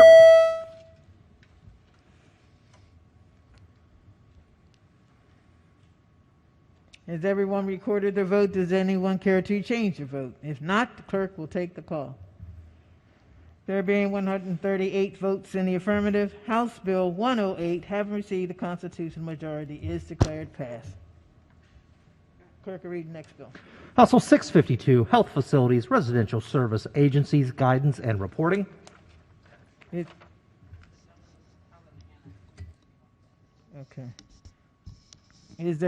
Is on third reading and final passage.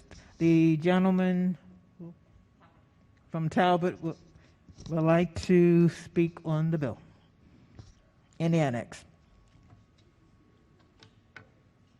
Madam Speaker, thank you. And as we're on our late of the afternoon, I just wanted to make a few comments on the bill. First off, the bill seems to address an issue that's near and dear to my heart, the issue of independent contractor. And so I'm unsure, but I remember a bill like this coming across the Economic Matters Committee. So this caught me by surprise, to be blunt, as the bill was being read yesterday. And the reason why it was sort of surprising to me is because we in Economic Matters Committee will often talk about employment relationships between independent contractor and contractor. We also know that the Comptroller, the Department of Labor under UI and Workers' Comp, and also the IRS has jurisdiction on issues related to misclassification. So the amount of guidance that exists under current law is there. It's significant. The penalties for violation of these provisions can be expensive and certainly a deterrent towards making sure that the independent contractor has the proper form and fit out as they're trying to do business. What I will say on balance is, as a member of Economic Matters Committee, I stand on the following, which is that I believe that if a individual wants of their own volition to become a business owner, they have a special skill set and they want to engage in commerce, that the state of Maryland should encourage that to the fullest extent of their ability. I would also say, and I believe that the committee chair in our committee agrees with the idea, that we also believe in worker protections, and that if you're going to be an independent contractor, that you match that responsibility with offering your employees the right protections, which are the conversations related to workers' comp and unemployment insurance. So why do I stand today and oppose the bill? It's primarily because I believe that if the bill was addressing what's current under law, which we could have discussed in our committee, we would have found that instead of creating new guidance, instead of creating new programs to try to help in this industry, I think you would have found that those currently exist. And I believe that that's important. Now, in closing, what I'll say is that I understood that the Senate bill came through in a much different posture than the House ended up moving it with amendment. I'd be curious to maybe get a thought from the floor leader as to what the changes were, because it seems like at least some of this was being discussed in the committee, and I'm encouraged by that, because we want to make sure that we are protecting workers, but at the end of the day, in this environment, as business owners are trying to operate in a professional fashion, but also profitable and be able to stay in business, that we need to protect our businesses whenever and wherever possible. With that, I would say that I'm opposing the bill. I'd be curious whether the floor leader would have any comments on that, and thank you, Madam Speaker. Floor leader. Thank you, Madam Speaker, and thank you for the conversation we had earlier today. This bill is similar to a bill that was heard in Economic Matters last year. However, that piece of legislation dealt with changing enforcement provisions. This piece of legislation actually is an education bill. It deals with education for both the home health care workforce as well as the operators of residential service agencies, the RSAs, who employ either contractors or employees to provide that home health care. All it does is provide for a document to be produced by the Attorney General's office that educates these folks, both the people who run the RSAs and the RSA employees or contractors, about what the current law is. So it's related to existing law. It was also agreed to by all of the stakeholders. As was mentioned by the gentleman, we actually have this in a different form from what was passed through the Senate. The Senate bill did pass unanimously. It had some pretty rigorous reporting included in it. So the HGO committee struck that reporting. We thought it would be a little bit onerous. That dealt with both classification and rate of pay for the folks who are providing home health care. Instead, we modified this and just put a checkbox on so that we're going to know of those RSAs who use Medicaid, who provide care under Medicaid, which are using contractors and which are not. So that's what this bill as amended does, and I would urge a green vote. Is there any further debate? If not, the clerk will call the roll. Madam Speaker.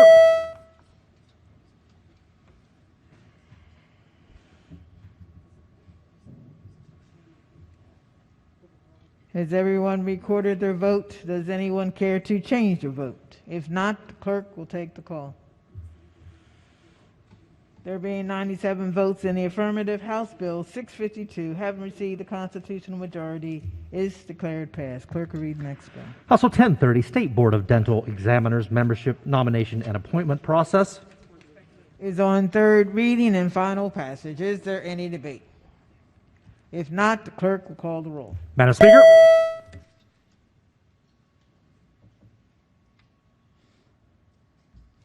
Has everyone recorded their vote? Does anyone care to change their vote? If not, the clerk will take the call. There being 138 votes in the affirmative, House Bill 1030, having received the constitutional majority, is declared passed. Calendar of third reading, Senate bills number 35. Clerk will read the first bill. Senate Bill 65, Electricity Renewable Energy Portfolio Standard, Qualifying Biomass. Recognizing the chairman of the committee. Thank you, Madam Speaker. Move the special order to bill until Saturday. Question before the House is a special order SB 65 to the appropriate time on Saturday.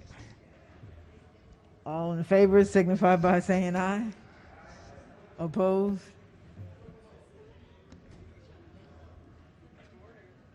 The bill has been special ordered.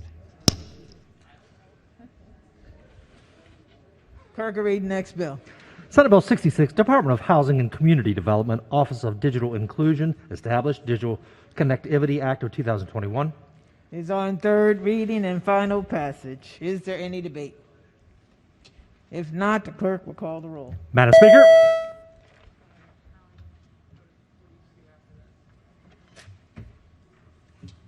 Has everyone recorded their vote? Does anyone care to change their vote? If not, the clerk will take the call. There being 121 votes in the affirmative, Senate Bill 66, having received the constitutional majority, is declared passed. Clerk, read next bill. Senate Bill 489, Anne Arundel County Alcoholic Beverages Class MT License. Is on third reading and final passage. Is there any debate? If not, the clerk will call the roll. Madam Speaker. Has everyone recorded their vote? Does anyone care to change their vote? If not, the clerk will take the call. There being 137 votes in the affirmative, Senate Bill 489, having received a constitutional majority, is declared passed. Clerk, read next bill. Senate Bill 824, Economic Development Broadband Providers, Joint Trenching and Fee, Building Out Broadband Act of 2021. Is on third reading. Madam Speaker. Is on third reading and final passage. Is there any debate? The gentleman from Baltimore County. I just had a couple quick questions for the floor leader on this, please.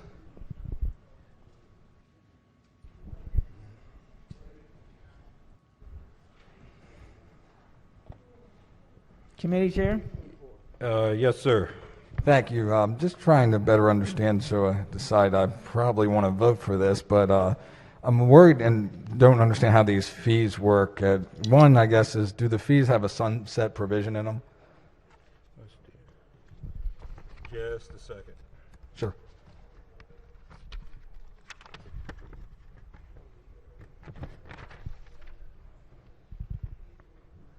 All it does is it helps to streamline the permitting process for laying the broadband infrastructure in the public right of way.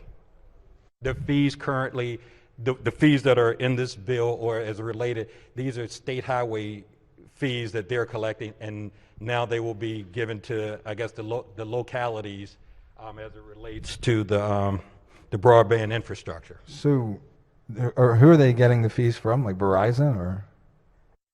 Whomever's using their right of ways. Okay. And the money, I guess, generated from these fees, they go exclusively for the broadband for? Correct. Okay. All Great. righty. Yep, thank you. Thank you, sir. Is there any further debate? Clerk will call the roll. Madam Speaker.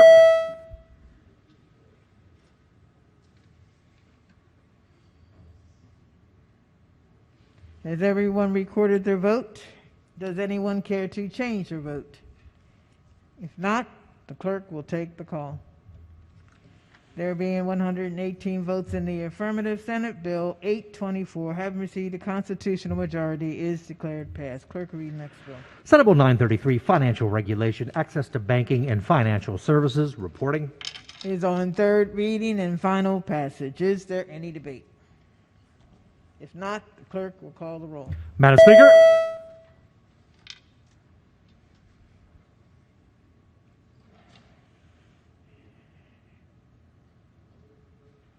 Has everyone recorded their vote? Does anyone care to change their vote? If not, the clerk will take the call. There being 122 votes in the affirmative, Senate Bill 933, having received a constitutional majority, is declared passed. Calendar of third reading, Senate Bills number 42. Clerk will read the first bill. House Bill 84, Pharmacist Administration or Self-Administered Medications and Maintenance Injectable Medications. Is on third reading and final passage. Is there any debate? If not, the clerk will call the roll. Madam Speaker. Has everyone recorded their vote? Does anyone care to change their vote? If not, the clerk will take the call. There being 131 votes in the affirmative, Senate Bill 84, having received a constitutional majority, is declared passed. Clerk, read next bill. Senate Bill 286, Behavioral Health Crisis Response Services, modifications.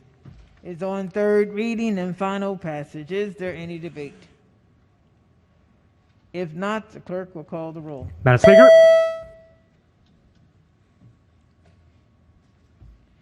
Has everyone recorded their vote? Does anyone care to change their vote? If not, the clerk will take the call.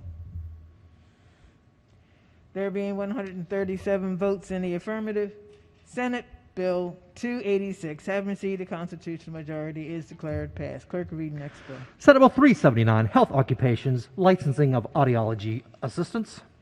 Is on third reading and final passage. Is there any debate? If not, the clerk will call the roll. Madam Speaker. Has everyone recorded their vote? Does anyone care to change their vote? If not, the clerk will take the call. There being 135 votes in the affirmative, Senate Bill 379, having received a constitutional majority, is declared passed. Clerk, read next bill. Senate Bill 384, Health Facilities, Residential Service Agencies, Guidance and Reporting. Is on third reading and final passage. Is there any debate? If not, the clerk will call the roll. Madam Speaker.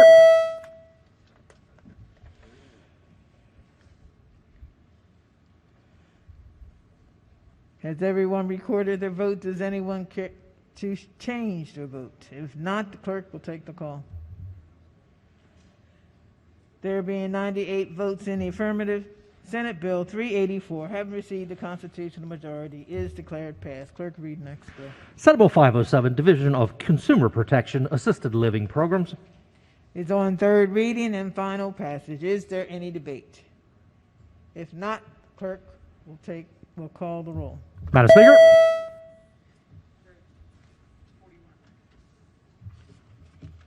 Has everyone recorded their vote? Does anyone care to change their vote? If not, the clerk will take the call. There being 138 votes in the affirmative, Senate Bill 507, having received the constitutional majority, is declared passed. Clerk will read next bill. Senate Bill 692, State Planning, Preservation of Agricultural Land, Goal. Is on third reading and final passage. Is there any debate? If not, the clerk will call the roll. Madam Speaker.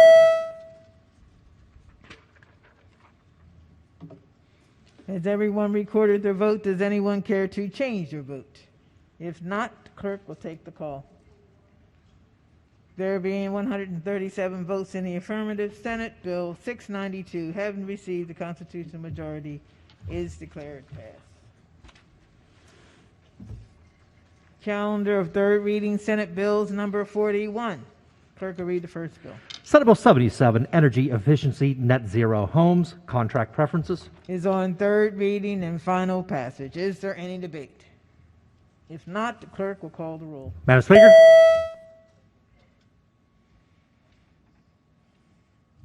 Has everyone recorded their vote? Does anyone care to change their vote? If not, the clerk will take the call.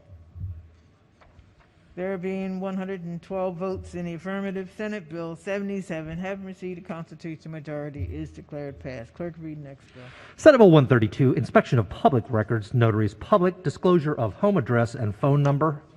Is on third reading and final passage. Is there any debate? If not, the clerk will call the roll. Madam Speaker. Has everyone recorded their vote? Does anyone care to change their vote? If not, the clerk will take the call. There being 117 votes in the affirmative, Senate Bill 132, having received the constitutional majority, is declared passed. Clerk will read next bill. Senate Bill 139, Interstate Occupational Therapy Licensure Compact. Is on third reading and final passage. Is there any debate? If not, the clerk will call the roll. Madam Speaker.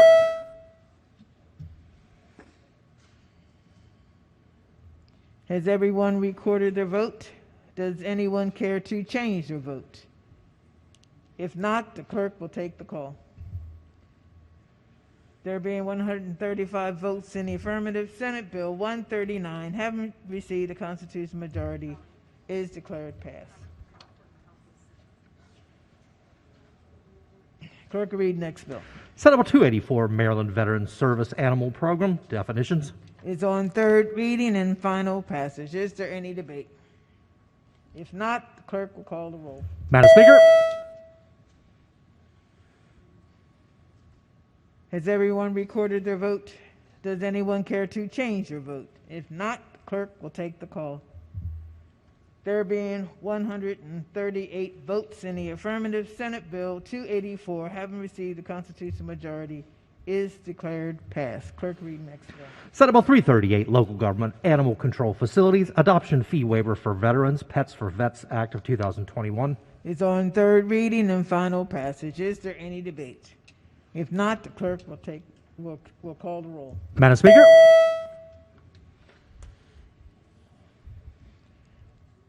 Has everyone recorded their vote? Does anyone care to change their vote? If not, the clerk will take the call. There being 137 votes in the affirmative, Senate Bill 338, having received the constitutional majority, is declared passed. Clerk will read next bill. Senate Bill 652, Public Health Long-Term Care Planning. Is on third reading and final passage. Is there any debate? If not, the clerk will call the roll. Madam Speaker. Has everyone recorded their vote? Does anyone care to change their vote? If not, the clerk will take the call. There being 136 votes in the affirmative, Senate Bill 652, having received the constitutional majority, is declared passed. I got it. Conference Committee report, House Bill 6. The clerk will read the bill and the Conference Committee report. House Bill 6, Economic Development, Maryland Technology Development Corporation, alterations, amendment number 1.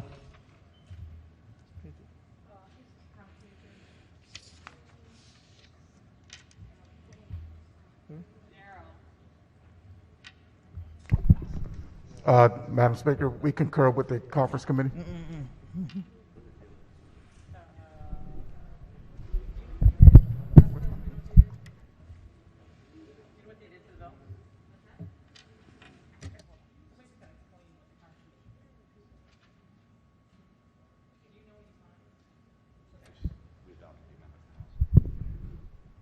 So much be considered the reading of the Conference Committee report. So ordered.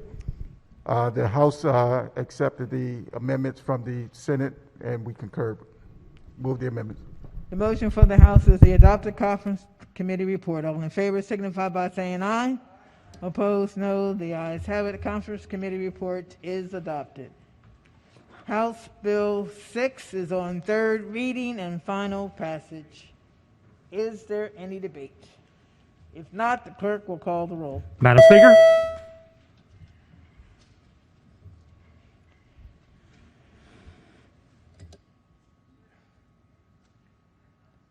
Has everyone recorded their vote? Does anyone care to change their vote? If not, the clerk will take the call. There being 138 votes in the affirmative, House Bill 6, having received a constitutional majority, is declared passed.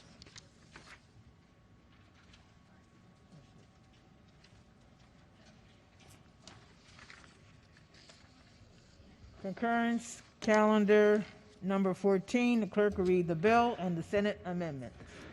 House Bill 852, Property Tax, Tax Sales, Homeowner Protection Program, amendment number 1. Recognizing the floor leader. Thank you, Madam Speaker. So much be considered the reading of the concurrence amendment. So ordered. Amendment requires the ombudsman to report the implementation of the program. Move to concur with the Senate amendments. Question for the House is to concur in the Senate amendments. All in favor signify by saying aye. Opposed, no. The ayes have it. House Bill 852 is on third reading and final passage. The clerk will call the roll. Madam Speaker.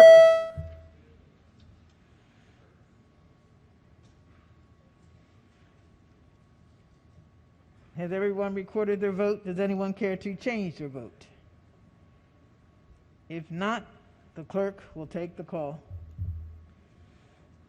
There being 136 votes in the affirmative, House Bill 852, having received a constitutional majority, is declared passed. Clerk will read next bill. House Bill 901, Anne Arundel County Hotel Tax Alterations, Distribution of Revenue, amendment number 1. Recognize the floor leader. Thank you, Madam Speaker. So much be considered the reading of the concurrence amendment. So ordered. The amendment sets a deadline for the County Arts Council and the County Conference and Visitors Bureau to submit a report. Move to concur the Senate amendments. Question for the House is to concur in the Senate amendments. All in favor signify by saying aye. Opposed, no. The ayes have it. House Bill 901 is on third reading and final passage. Clerk will call the roll. Madam Speaker.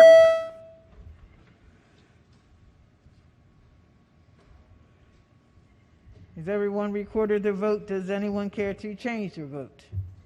If not, the clerk will take the call. There being 137 votes in the affirmative, House Bill 901, having received a constitutional majority, is declared passed. Clerk will read next bill. House Bill 1060, Charles County Board of Education Membership Alterations, amendment number 1.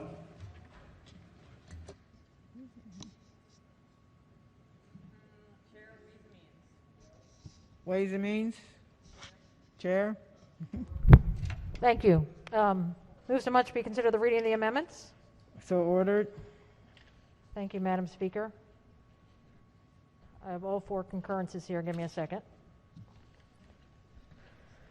The Senate amendments alters the membership for the elected members of the Charles County Board of Ed, increasing the number from 7 to 9 rather than 4 members from each county commissioner district and 3 at large. The Senate amendments require 2 members from each county commissioner district and 1 at-large member. Move to concur. Question for the House is to concur in the Senate amendments. All in favor signify by saying aye. Opposed, no. The ayes have it. House Bill 1060 is on third reading and final passage. The clerk will call the roll. Madam Speaker.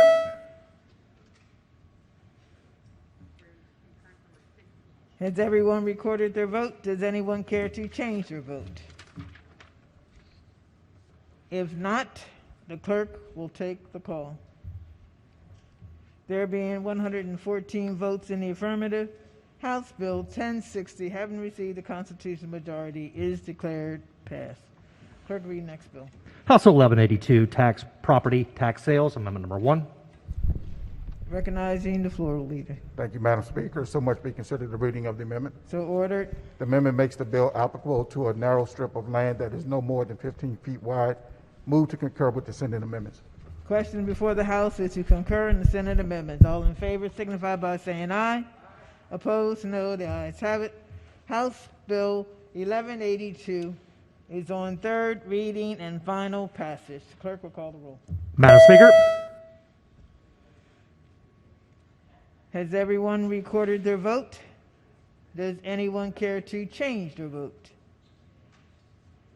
If not, the clerk will take the call.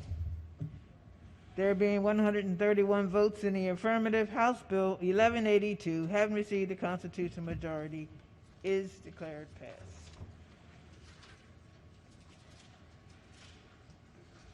Concurrence calendar number 15. The clerk will read the bill and the Senate amendments. House Bill 123, Preserve Telehealth Access Act of 2021, Amendment number 1. Recognizing the chair of the committee. Thank you, Madam Speaker. Move so much be considered the reading of the amendments. So ordered. The Senate amendments make House Bill 123 identical to its cross-file Senate Bill 3 as it was amended in the House and passed 132 to 0. Move the amendments. Question for the House is to concur in the Senate amendments. All in favor signify by saying aye. Opposed, no. The ayes have it. House Bill 123 is on third reading and final passage. The clerk will call the roll. Madam Speaker. Has everyone recorded their vote?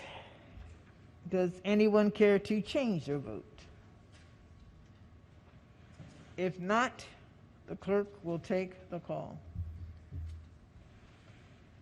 There being 138 votes in the affirmative, House Bill 123, having received a constitutional majority, is declared passed. Clerk, read next bill.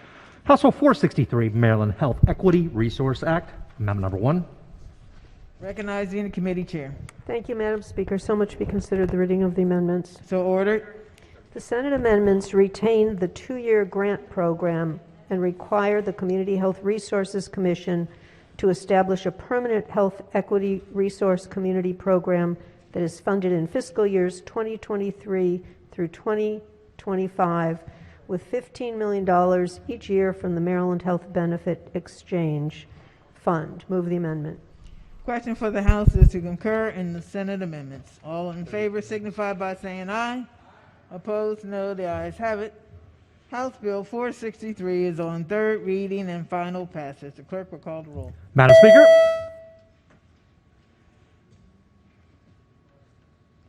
Has everyone recorded their vote? Does anyone care to change their vote? If not, the clerk will take the call. There being 100 votes in the affirmative, House Bill 463, having received the constitutional majority, is declared passed.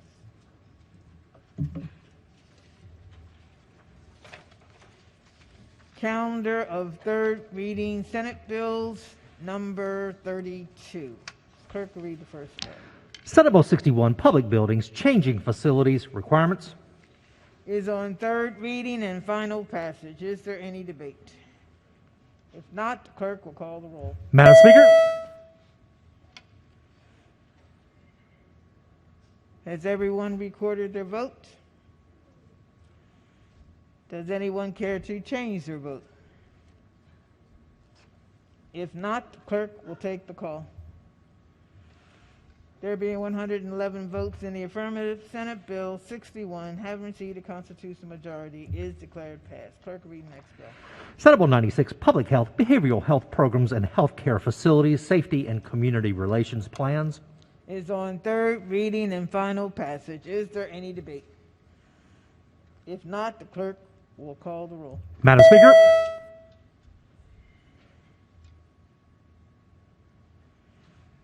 Has everyone recorded their vote? Does anyone care to change their vote? If not, the clerk will take the call. There being 137 votes in the affirmative, Senate Bill 96, having received the constitutional majority, is declared passed. Clerk, read the next bill. Senate Bill 120, Insurance Credit for Reinsurance Model Law Revisions. Is on third reading and final passage. Is there any debate? If not, the clerk will call the roll. Madam Speaker,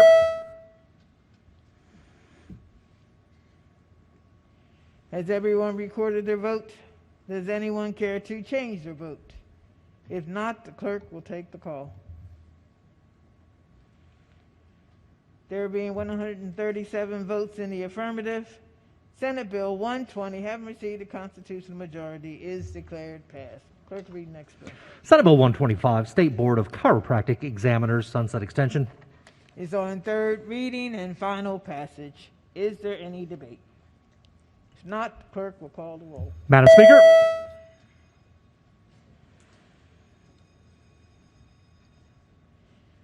Has everyone recorded their vote? Does anyone care to change their vote? If not, the clerk will take the call. There being 136 votes in the affirmative, Senate Bill 125, having received the constitutional majority, is declared passed. Clerk, read the next bill. Senate Bill 183, Audiology and Speech Language Pathology Interstate Compact. Is on third reading and final passage. Is there any debate? If not, the clerk will call the roll. Madam Speaker,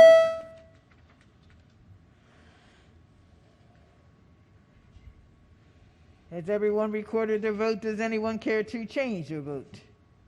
If not, the clerk will take the call. There being 136 votes in the affirmative, Senate Bill 183, having received a constitutional majority, is declared passed. Clerk will read next bill.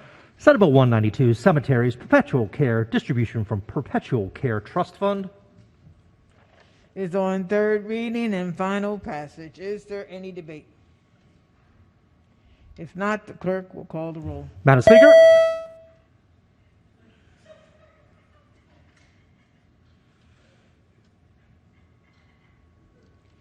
Has everyone recorded their vote? Does anyone care to change their vote? If not, the clerk will take the call. There being 137 votes in the affirmative, Senate Bill 192, having received a constitutional majority, is declared passed. Clerk will read the next bill. Senate Bill 212, State Government Notaries Public, Official Stamp of a Notary Public. Is on third reading and final passage. Is there any debate? If not, the clerk will call the roll. Madam Speaker,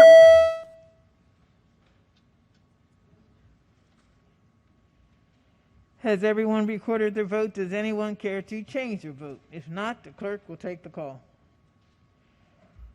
There being 136 votes in the affirmative, Senate Bill 212, having received the constitutional majority, is declared passed. Will the committee chairs come forward, please?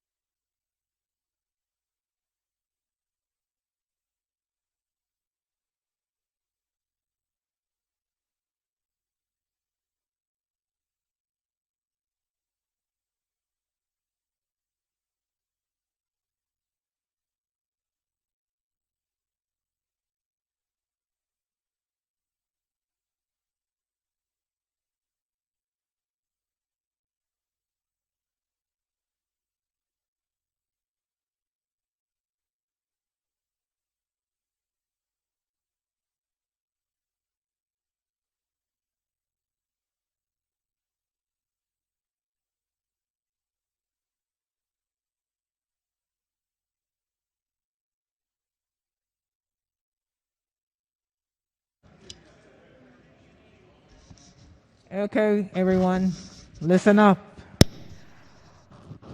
We're coming in tomorrow at 10. We're going to have one long session. And we're going to start on time. So I encourage you to eat. If you don't have breakfast, please. So we want to go through because there's certain individual have a caucus they have to go to. That's in Baltimore. In some stadium, someplace. Something about an opening day thing or something or whatever. So, but anyway, so we're going to go long session. Please eat, be prepared, and let's start on time tomorrow. To tell yourself a half an hour earlier that where you got to be here, please. Thank you.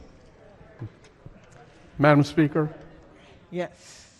I'd just like to announce the Environment and Transportation Committee will have a voting session this evening at 5 p.m. Thank you. Ways and Means. Thank you, Madam Speaker. That committee, unfortunately, will be voting at 6:30 tonight. Election law will be voting immediately after session, and revenues will be voting at 5:15. Economic Matters.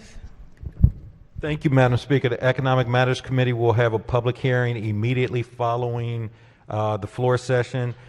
And after that, about 30 minutes after the public hearing, we will have a voting session.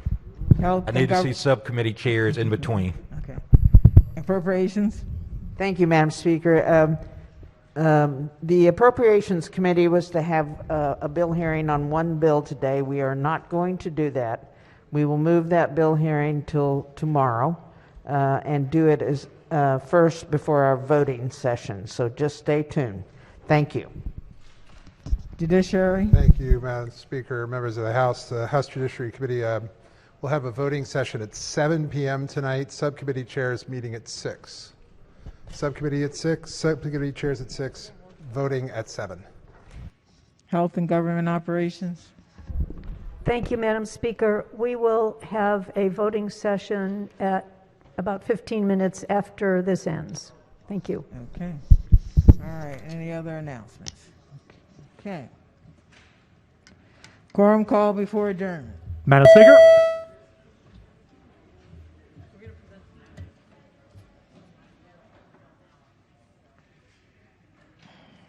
Clerk will take the call.